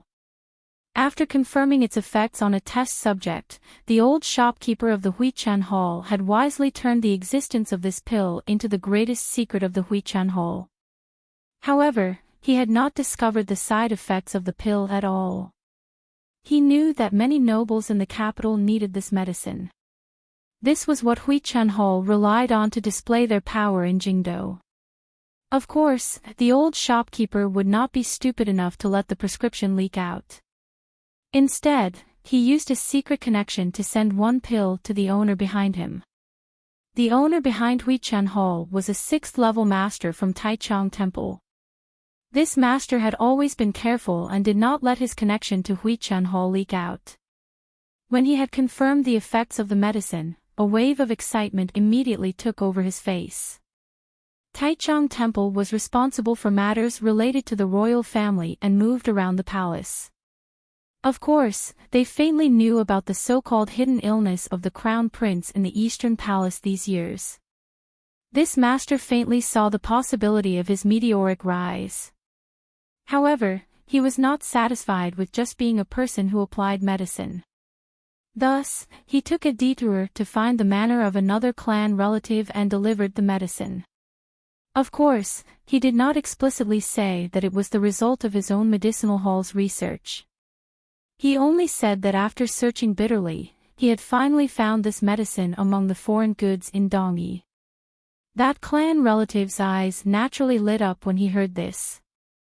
The master of Taichung Temple had to say that he did not have the prescription and needed to continuously search for it. He calculated clearly in his heart. As long as this medicine remained in his hands, the noble in the Eastern Palace would always need him. Then, his present and future prospects would naturally be vast. The clan relative knew what the master of Taichung Temple was thinking but did not expose him. He stroked his beard, smiled a few times, and said a few words of praise. He only said that he would take the medicine and would not say that the medicine would be sent to the palace. They both knew this. From then on, the miraculous pill, personally developed and refined by the old shopkeeper of Huichan Hall, was sent through the efforts of the master of Taichung Temple, who worked hard to find it, to the manor of the clan relative who needed the medicine to replenish his strength. Then, through a secret channel, it was sent to the royal palace. Accompanied by tea, it was sent into the crown prince's thin lips. 1 pill every 10 days. It had never stopped. All of this was done in secret. Even if someone investigated, it could be broken at any time on a certain line. However, no one on this line knew that from the beginning, all of the relationships and possibilities on this line had been calculated by someone else. They thought it was secretive and everything was in their control. They did not know that they were actually pawns being controlled by someone else. In the little courtyard, Fan Xian left behind Wang Qinian, who was deep in thought, and walked to the side of the well. Deng Ziyu had been waiting outside the entire time. Seeing that he was here, he quickly came up to report. A glimmer of reluctance and a bit of nervousness naturally appeared on his face. Tomorrow, he would head far away to northern Qi to take over Wang Qinian's position as the head spy in the north. Although this position was nominally under the jurisdiction of the 4th Bureau, it had always reported directly to the director or the commissioner. It was a very important position. After Yan Bingyun was Wang Qinian, and after Wang Qinian was him. He knew that his ability was not in this area. He was afraid that there would be a large gap between him and the other 2 officials in the north. Thus, he sincerely asked Sir Fan Jr. for advice on the matters he should pay attention to on this trip. Everyone under heaven knows that you are my trusted aide, Fan Xian warned. This cannot be hidden from the northern Qi people, and there is no need to hide it from them. However, you are not like Wang Qinian, who can throw off the brocade guard behind him at any time, so you have to be more careful than him. He paused and then said, so, you have to get used to playing the role of a diplomatic official. There are many kinds of spies. Sir Yan Jr. was a secret spy, and Wang Qinian was half light and half dark. You can only be an open spy. Unless there are special circumstances, do not use the network in the north. You are careful enough. There is a lot of information that actually does not need to be secretly inquired about. You only need to attend a few banquets and chat with the nobles of northern Qi, and you will be able to find out. Deng Ziyu was slightly startled. Sir Fan Jr.'s new way of speaking immediately opened another door in his mind. Spies, could it be done without eavesdropping? Right now, the 2 countries have a honeymoon relationship, Fan Xian smiled slightly. Fan Xian smiled slightly and said, everything is based on this. Don't embarrass the northern Qi people too much. Deng Ziyu nodded and asked, then how do we sort out the network in the north? My identity is too obvious. You said it earlier, it is not easy for me to get in touch. Lin Wen or Lin Jing. Right now, he should still be in Shangjing. He is an old man and will tell you what to pay attention to.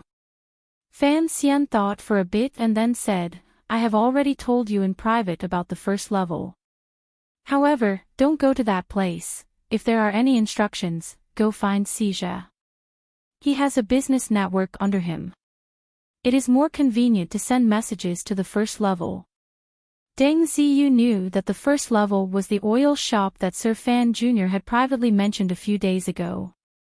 He thought that Sir Fan's arrangements were appropriate and nodded.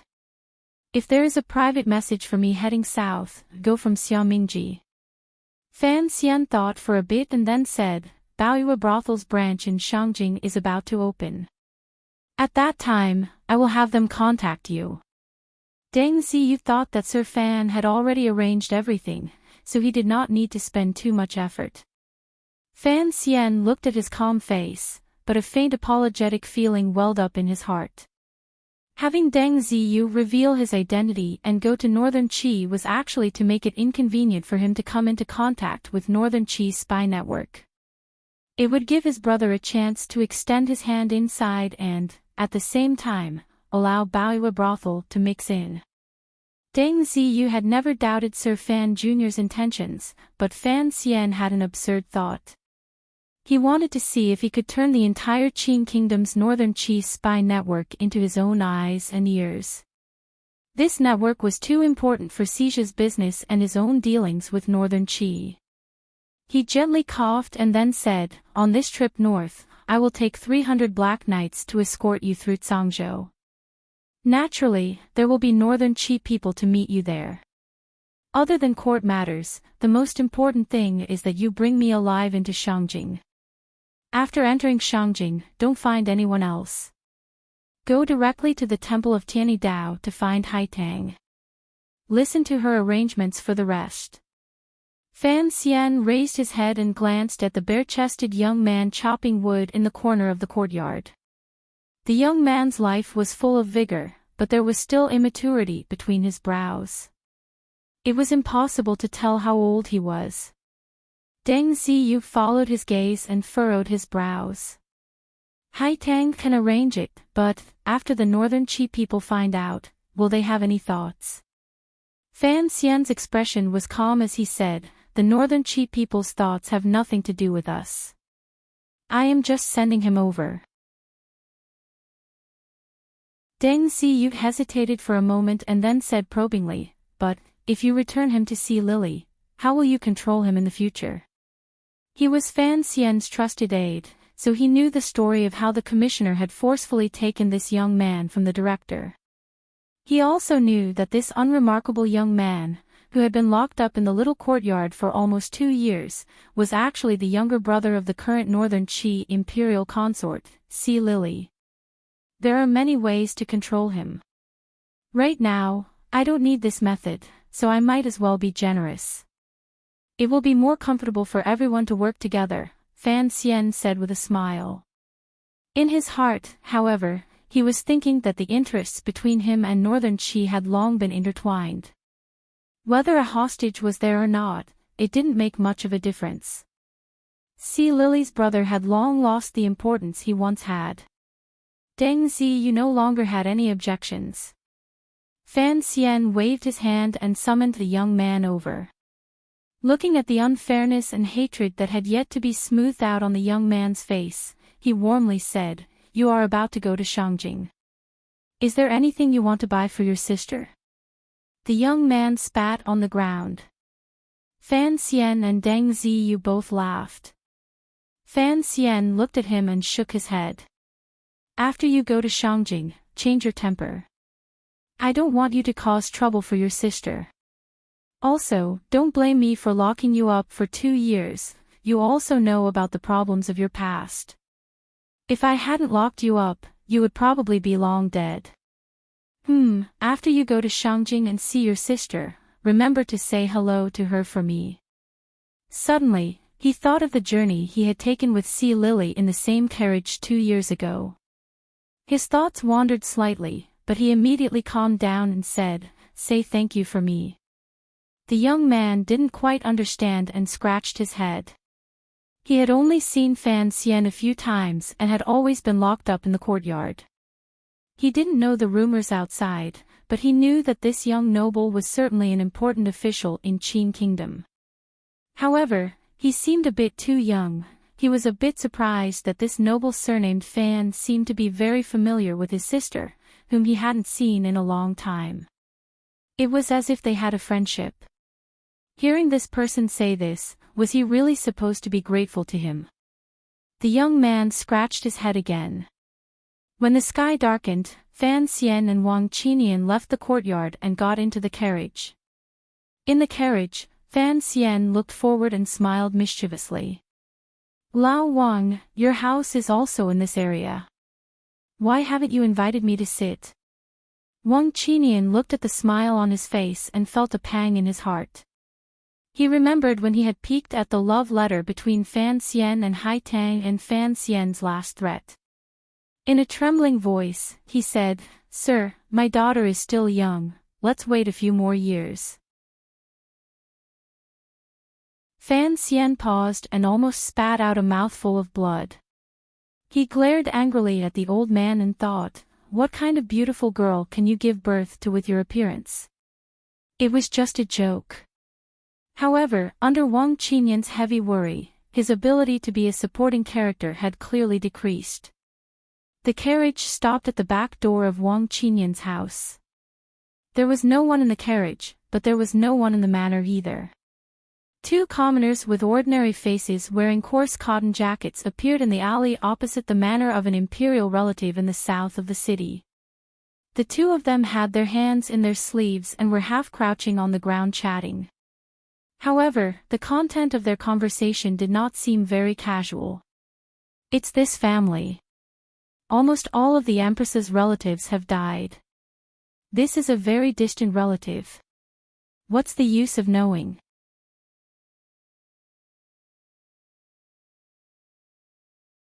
Chapter 480. Of course, Fan Xian could not pretend to be an unhygienic commoner and stand guard in front of the imperial relative's manor for 18 days. He was only confirming with Wang Qinyan that the hidden line was indeed as they had calculated. They had no intention of investigating further down this line. Furthermore, he knew that today was the 7th. After confirming with Hongzhou on the 20th, he would have to leave Jingdou at the beginning of February and head to Jiangnan again. There was too little time in between. It was impossible to grasp any pattern. The only thing he could rely on was Wang Qinyan's unfathomable tracking skills.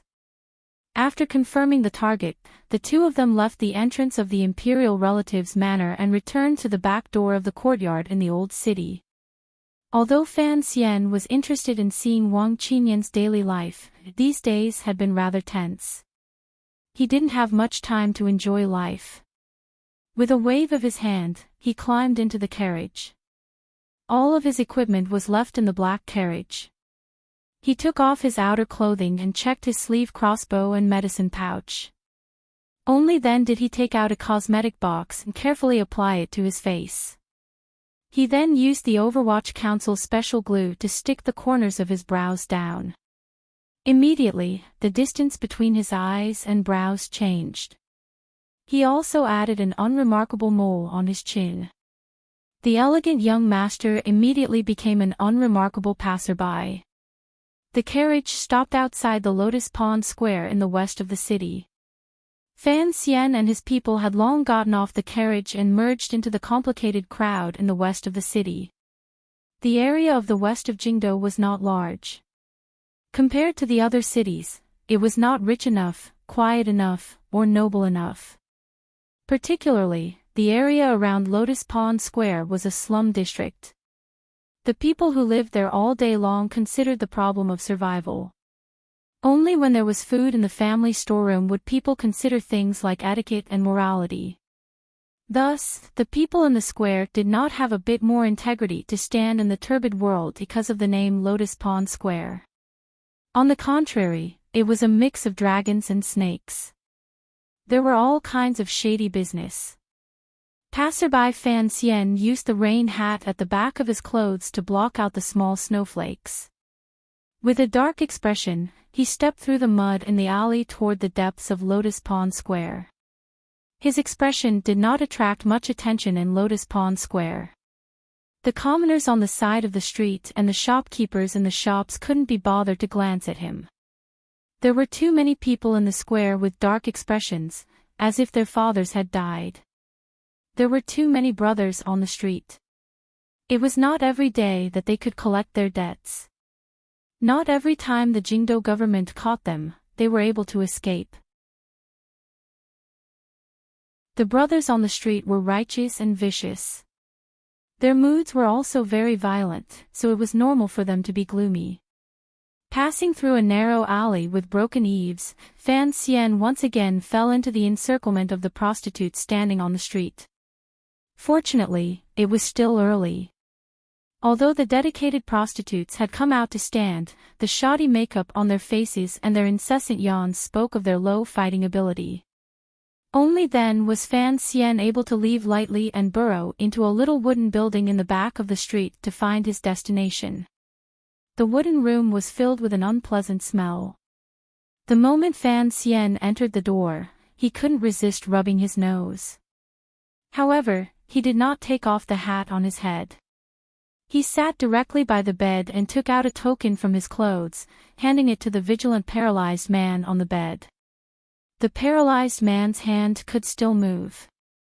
He stared at this uninvited guest with a face full of nervousness. After accepting the token and looking at it closely for a while, he lowered his voice and said, "Since you are one of us, why did you come up so rashly?"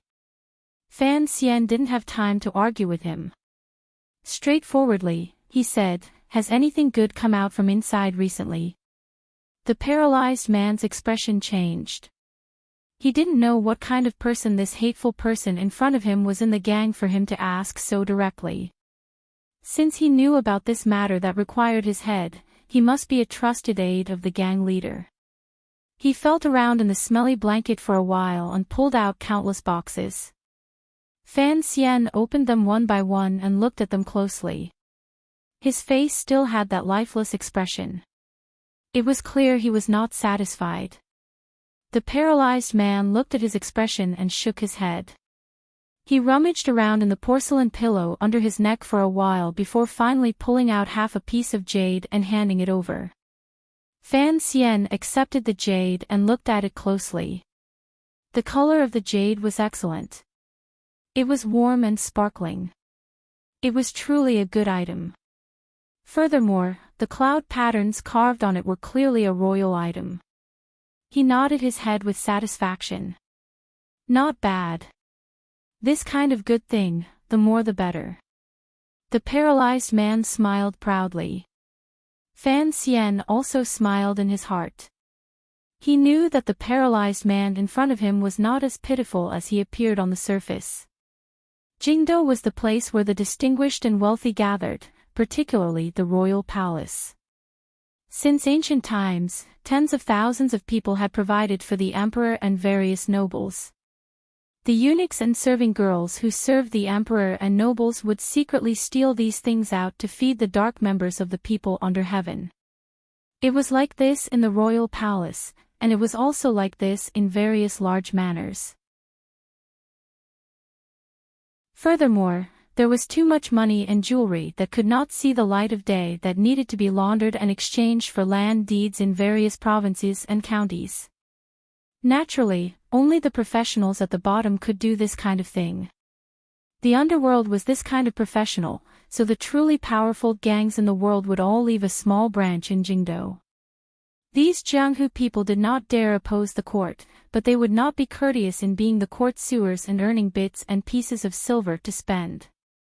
Speaking of which, it was very strange. It was because these Jianghu people were unusually peaceful that Jingdo still did not have any famous names in the underworld. The Holuo gang was a very unremarkable gang responsible for taking over the stolen goods in the royal palace. When Fan Xian was in Hangzhou, he had talked a lot with Xia Qifei and had some understanding of these secret powers. Only now did he know that the Holuo gang had a fixed passageway in the palace.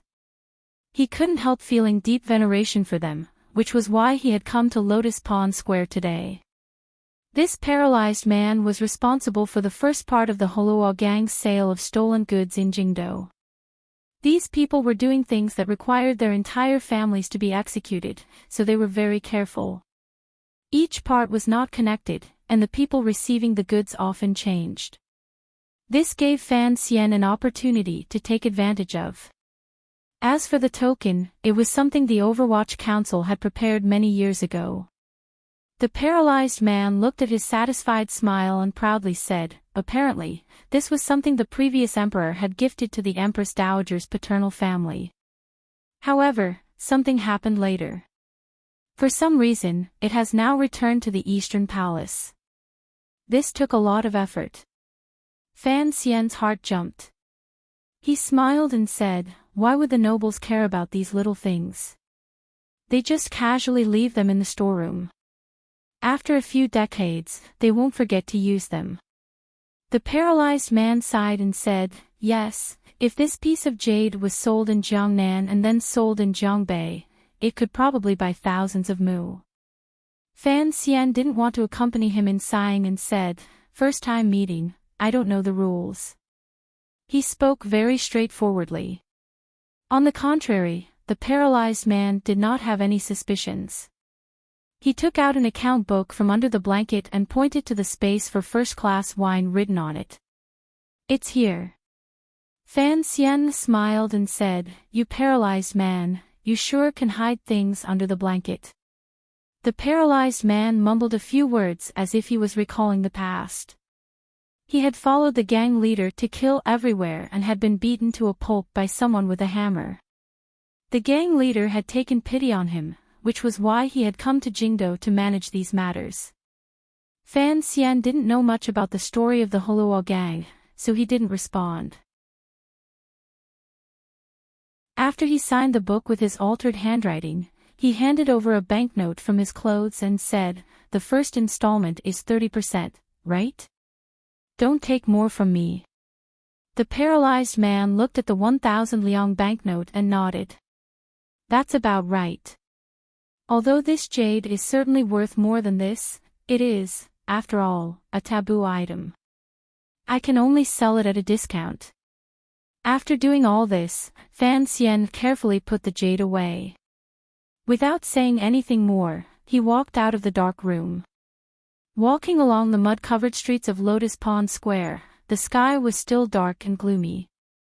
Fan Xian's mood, which had been tormented by the matter for a long time, relaxed.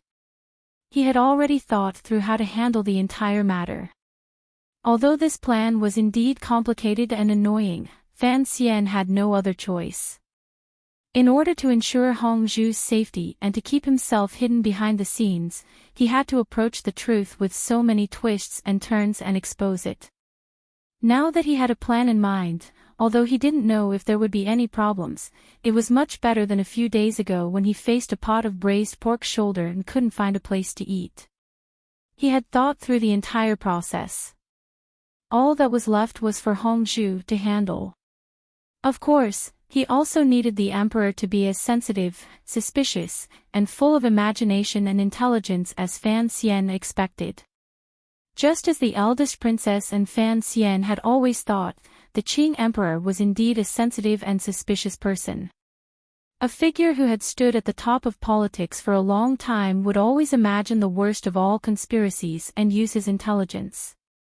Thus, the more Fan Xian thought about it, the more relaxed he became. He felt that the emperor was going to be played by him this time. To be able to scheme and not let himself fall into it, Fan Xian felt a rare glimmer of pride. Although he was now a 9th-level ace and a powerful figure, he had always maintained a calm state of mind. However, he could not suppress his pride today. It was probably because, ever since he had entered the Overwatch Council, he had always been weak in the area of conspiracies.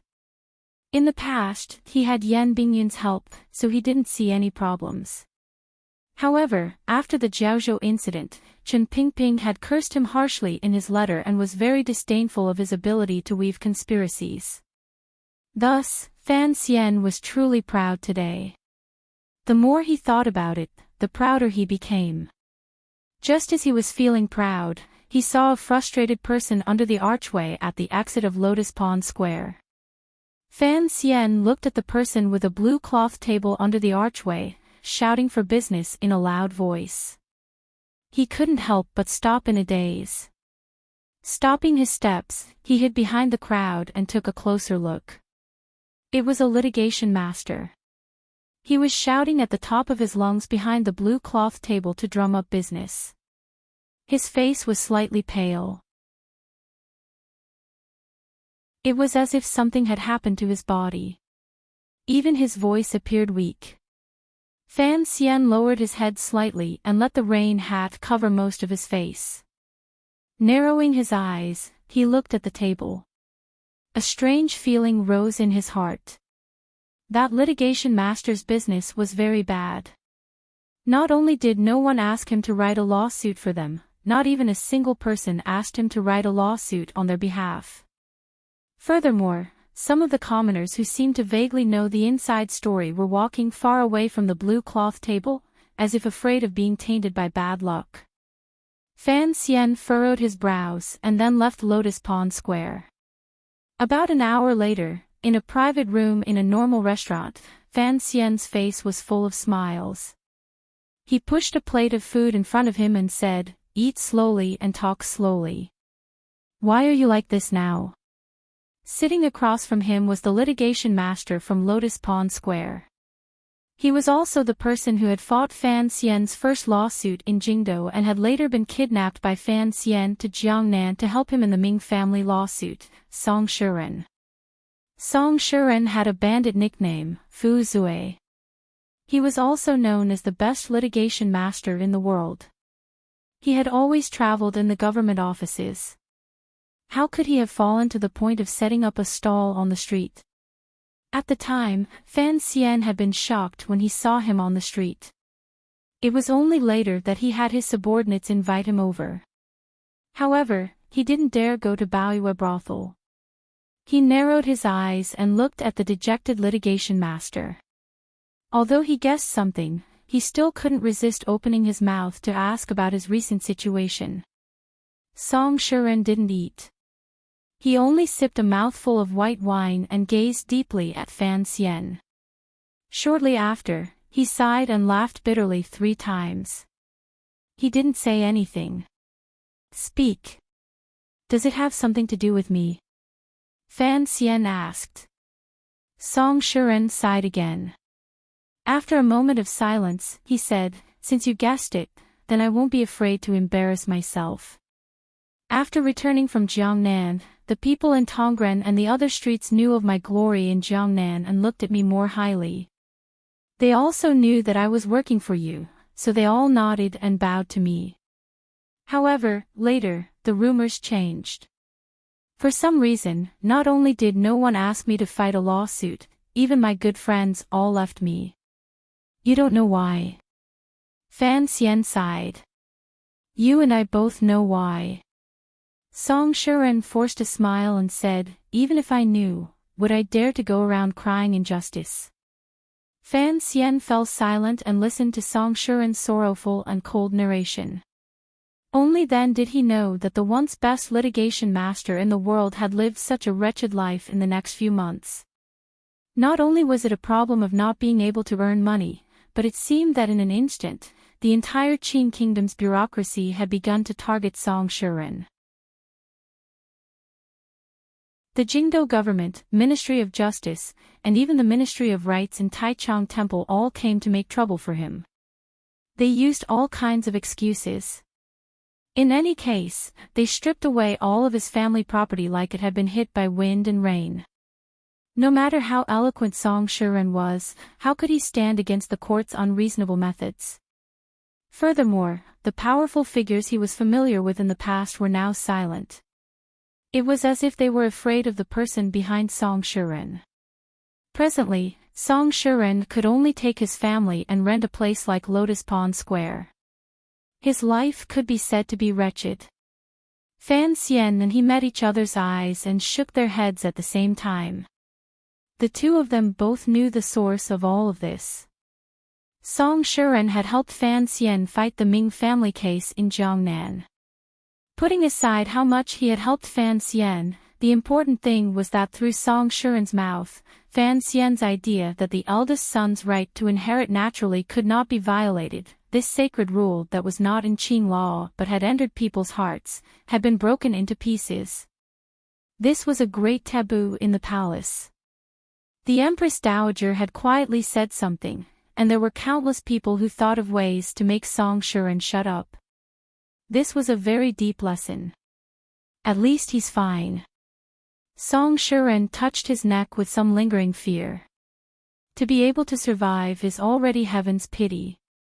Fan Xian knew that Song Shiren had not been killed completely because the nobles in the palace had given him some face. He couldn't help saying self-mockingly, "Even if no one dared to help you, why didn't you come find me? When all is said and done, this matter was caused by me." Since you came to find me for help, I had to put in some effort. Song Shiren smiled bitterly and said, I fought a case for you and almost had my family destroyed. How could I go and make trouble for you? Fan Xian knew that this person did not mean what he said. He was probably afraid that if he came to his door, it would instead add more trouble. He looked at Song Shiren and smiled. Don't worry about anything. He took out a banknote from his clothes and handed it over. Song Shiren raised his head and looked at the frightening amount written at the top. He couldn't help but jump in fright. Although he was also a person who had seen the world, he really didn't dare to accept such a large sum of money. Fan Xian said, I will immediately arrange for your entire family to leave the capital. You don't have to worry about safety. Take this money and use it first. Consider it my compensation to you. Song Shiren was silent for a long time and didn't reply. Fan Xian glanced at him and said, Relax, if I wanted to kill you to escape disaster, I would have done so long ago in Jiangnan. You know I have never been afraid of killing a few people, you have to understand my personality. As long as someone has helped me, I will certainly protect them and give them sufficient compensation. The resentment in the palace will fade in a few days, Fan Xian said meaningfully. At that time, as long as I protect you, who would dare to touch you? The 10th day of the first month was also known among the Qing people as the last 10. It could be considered a relatively important day in the new year. Although it was not like the tens of thousands of people going out on the 7th day, the streets were still lively. Having planned everything, Fan Xian appeared particularly relaxed. He sat in the carriage with Wan and strolled around Jingdo for half a day before, under the endless urging of his wife and Ting Zijing, he changed his route and drove directly to Prince Hiqing's manor, which was not far from the royal palace.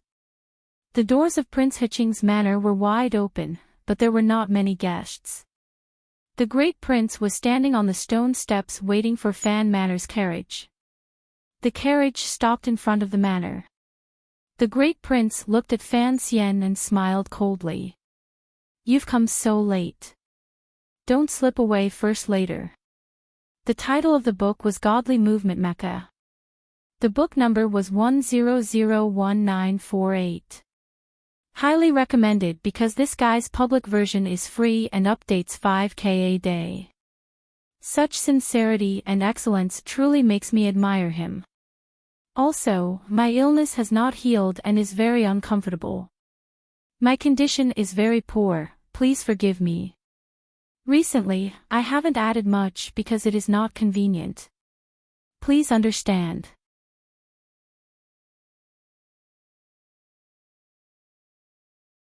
Chapter 481. The snow in Jingdo stopped and fell again. It was not as free and clear as the snow in Shangjing in northern Qi, nor was it as annoying as the lack of rain and snow in Danzhou. It was as lingering and annoying as the spring rain in Jiangnan. Fan Xian stretched out his hand to brush the snow from his hair angrily. Looking at the great prince at the door of the manor, he said, It's just a meal. Why are you so nervous? In reality, the great prince was not wrong. If the inscription on the invitation did not have the name of the great princess of northern Qi, Fan Xian would not have escaped early. He might not even have come. Fan Xian thought painfully, why did you summon me, a descendant of the Fan family, for a gathering of royal brothers? He really didn't want to come. Firstly, he didn't want to see the second prince and his wife when the situation was unclear. Secondly, he was thinking about those sinister things. If the crown prince, the target of his plot, continued to talk to him gently, what should he do? There was no place for him to speak. His wife was already standing in front of the great prince, beaming with joy. She giggled and said a few words, and then the two of them walked side by side into the prince's manor. Fan Xian looked at this scene of deep sibling affection and thought to himself that this brother was not his cousin. His heart ached slightly. How could he not enter the manor? Fan Xian had not been to Prince Hiching's manor many times. Once he entered the manor, there were naturally people waiting on him to sit. Fan Xian looked around and didn't see anyone else, so he relaxed. On the other side of the room, Wanu was talking warmly about something with the great brother she hadn't seen in a long time. Fan Xian was bored sitting alone in the hall and couldn't be bothered to interrupt. He half closed his eyes and rested. However, the words beside him kept drilling into his ears.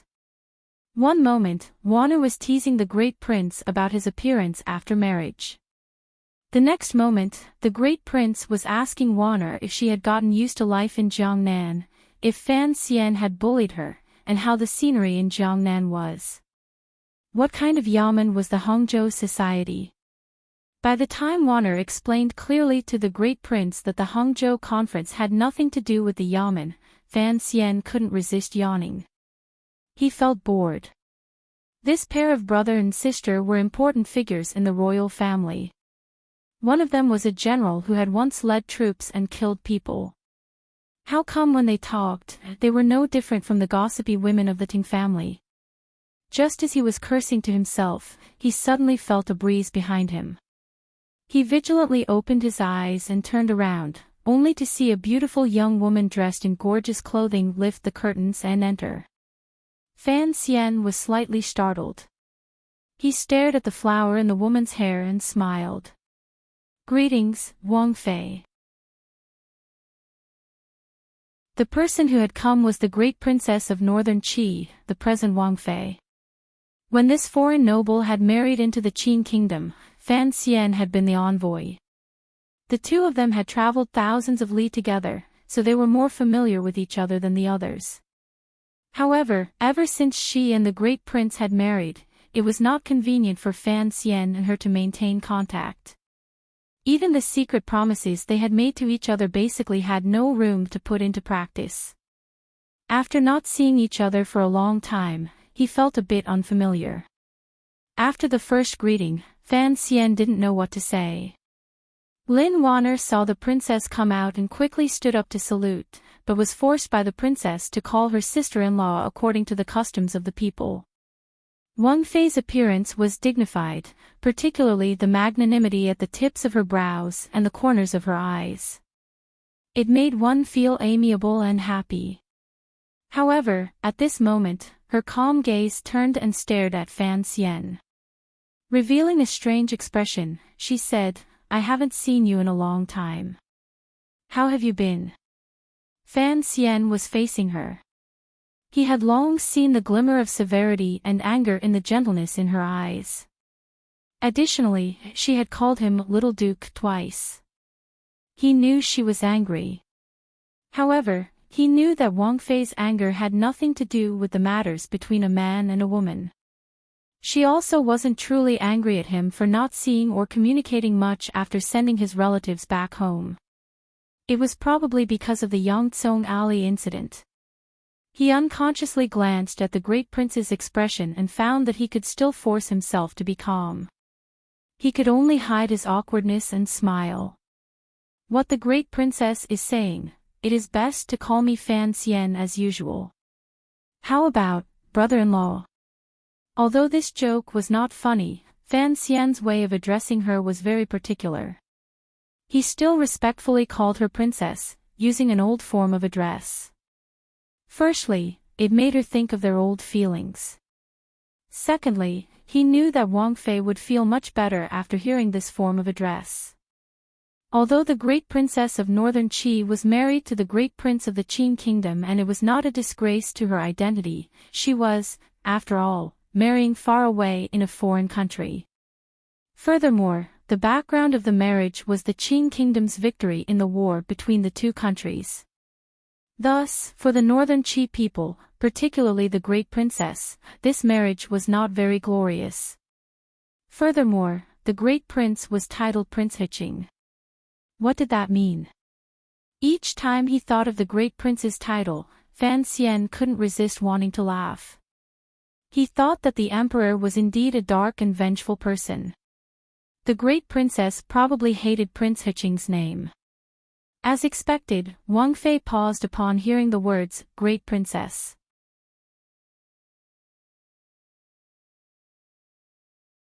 In order to reflect the face of the Qin kingdom, the manor had not been thrifty at all. It was especially extravagant and took up a large amount of space. The group of people walked toward the garden for a long time before they saw a flower hall in the distance facing a lake. Faint sounds of conversation could be heard coming from inside. The lake was not large. The weather was slightly better than the day before. The thin ice on the surface of the water had shattered but could not be moved. It rose and fell with the lake water and reflected the faint gray light from the clouds in the sky. It looked like countless pieces of gemstones. The flower hall was particularly exquisite. The black wooden windows on the three sides facing the lake were well sealed. Inside, there were cotton curtains that blocked out the wind. In the middle, about half the height of a person, there was a narrow opening. It was inlaid with high-quality glass produced by the palace treasury. Such a design allowed the cold wind on the lake to not disturb the interest of the young nobles. It also allowed one to admire the beautiful winter scenery through the window. It was very thoughtful. Fan Xian looked and smiled. "I like this place. If you like it, come more often in the future. It's not like you're an outsider." The great prince's eyes looked forward. He didn't know if the word outsider had a deeper meaning. He said, "At first, this manor was grander, but I didn't like it." Fortunately, Wang Fei was clever and changed it a lot. It is no longer what it used to be. If you really like it, you should go visit her. Fan Xian turned his head and glanced at Wang Fei. He smiled and didn't say anything. The great prince said with a bit of pride, "It doesn't matter if other people say I'm henpecked. In any case, whatever she likes, I will get it for her." Just this circle of glass along the flower hall cost me a lot of silver. Hearing these words, Wang Fei liked it in her heart, but she couldn't keep her face in front of Fan Xian and his wife. She quietly glared at him. The great prince chuckled and changed the topic. "Speaking of this glass, it really is expensive. Speaking of which, you are now the head of the palace treasury. In the future, if you want to change glass, you have to sell it to me at a lower price." Fan Xian begged for mercy. "I say, Your Highness, please spare me. As a great general, do you still care about this little bit of glass? Don't say it's cheap. In the future, if you want anything from the palace treasury, write me a letter and I'll buy it for you." The great prince was not happy. He shook his head and said, "The palace treasury is important. The silver you earn for the court has to be spent on the river works and border problems. You can't take advantage of it here." Fan Xian knew the great prince was such a loyal person. He was not surprised. He smiled and said, "However, you're using glass to please the great princess. I'm afraid you'll have to spend a lot of money in the future." The great prince asked strangely, "What do you mean? Is there a lack of glass in my courtyard?" Wang Fei covered her mouth and smiled to the side without saying anything. Fan Xian laughed mockingly and said, "The great princess grew up in the northern Qi royal palace. You haven't been to the royal palace. The roof of the great hall is completely made of glass. Sunlight can seep in and reflect on the green jade platform and the clear water and white fish beside it." The great prince was shocked and sighed. "In the past, I had only heard of it. I thought it couldn't be so exaggerated. Wang Fei has also never talked to me about it. Is it actually true?" He clicked his tongue and sighed. Other thoughts rose in his heart. He thought to himself that the northern Qi royal palace was so luxurious. No wonder the strength of the country was weakening by the day and couldn't withstand a single blow. However, these words couldn't be said generously in front of his wife, so he could only swallow them down. Fan Xian had said those words earlier. He had also sunk into the memories of his trip to northern Qi. He was very willing to admire spectacular or extremely beautiful things, so his impression of Shangjing had always been good. Of course, the girls in the city were also not bad. Involuntarily, a strange smile rose to the corners of his lips. Wang Fei also began to miss the scenery of her home country. Lin Wan-er looked at the smile at the corner of Fan Xian's lips and couldn't resist pressing her lips together and huffing. Just like this, each with their own thoughts, they entered the flower hole. In the hall, 2 men and 1 woman had already come to greet them. It was the second prince and Hongqing. Princess Ro Jia affectionately called Wan, her sister, Wan, her affectionately called second brother, and Hongqing affectionately called Enji. They chatted leisurely as they looked at the lake view and the tributes sent from the south. It was as if nothing had happened these past few years in Jingdou. It was as if Fan Xian and the second prince were truly 2 brothers who could not be more intimate. Was this a natural ability of the royal family? As Fan Xian sighed in his heart, he listened to everyone's conversation. He knew the true meaning of the great prince's banquet. Furthermore, he was worried that Hongqing would once again step onto the second prince's boat. Although he was also very good at this kind of conversation, he was still not as used to it as those who had grown up in the royal family. He begged for mercy and ran off to pee. In the corner of a small courtyard not far from the flower hall, Fan Xian, who had been brought here by a servant, was shocked. He looked at the girl who came out from inside, the girl whose eyes were as bright as jade, without a trace of impurity. Fan Xian waved his hand to have the servant leave. Looking at Yiling, whose face was full of shock and whose hand was still at the waist of her dress, he said with both amusement and anger, "Girl, you should pay attention to your appearance. Don't you know to tidy up in the inner room before coming out? How can you let the servants see you?" Yiling covered her mouth and smiled. "I look like this, teacher." Once the words left her mouth, the 2 of them froze at the same time and sank into silence. Only now did they remember that after not seeing each other for a year, Yiling had long married and become a Wang Fei. She was no longer the unruly little girl who pestered Fan Xian to fight. Could Fan Xian still be her teacher? You're tuning into the LoveLore Library YouTube channel. We're so grateful for your support, and don't forget to subscribe to join us on this incredible journey through captivating stories. Your generosity through donations truly makes a world of difference, as it's the primary source of revenue that allows me to expand and enhance this channel for you. Thank you from the bottom of my heart for being a part of this adventure.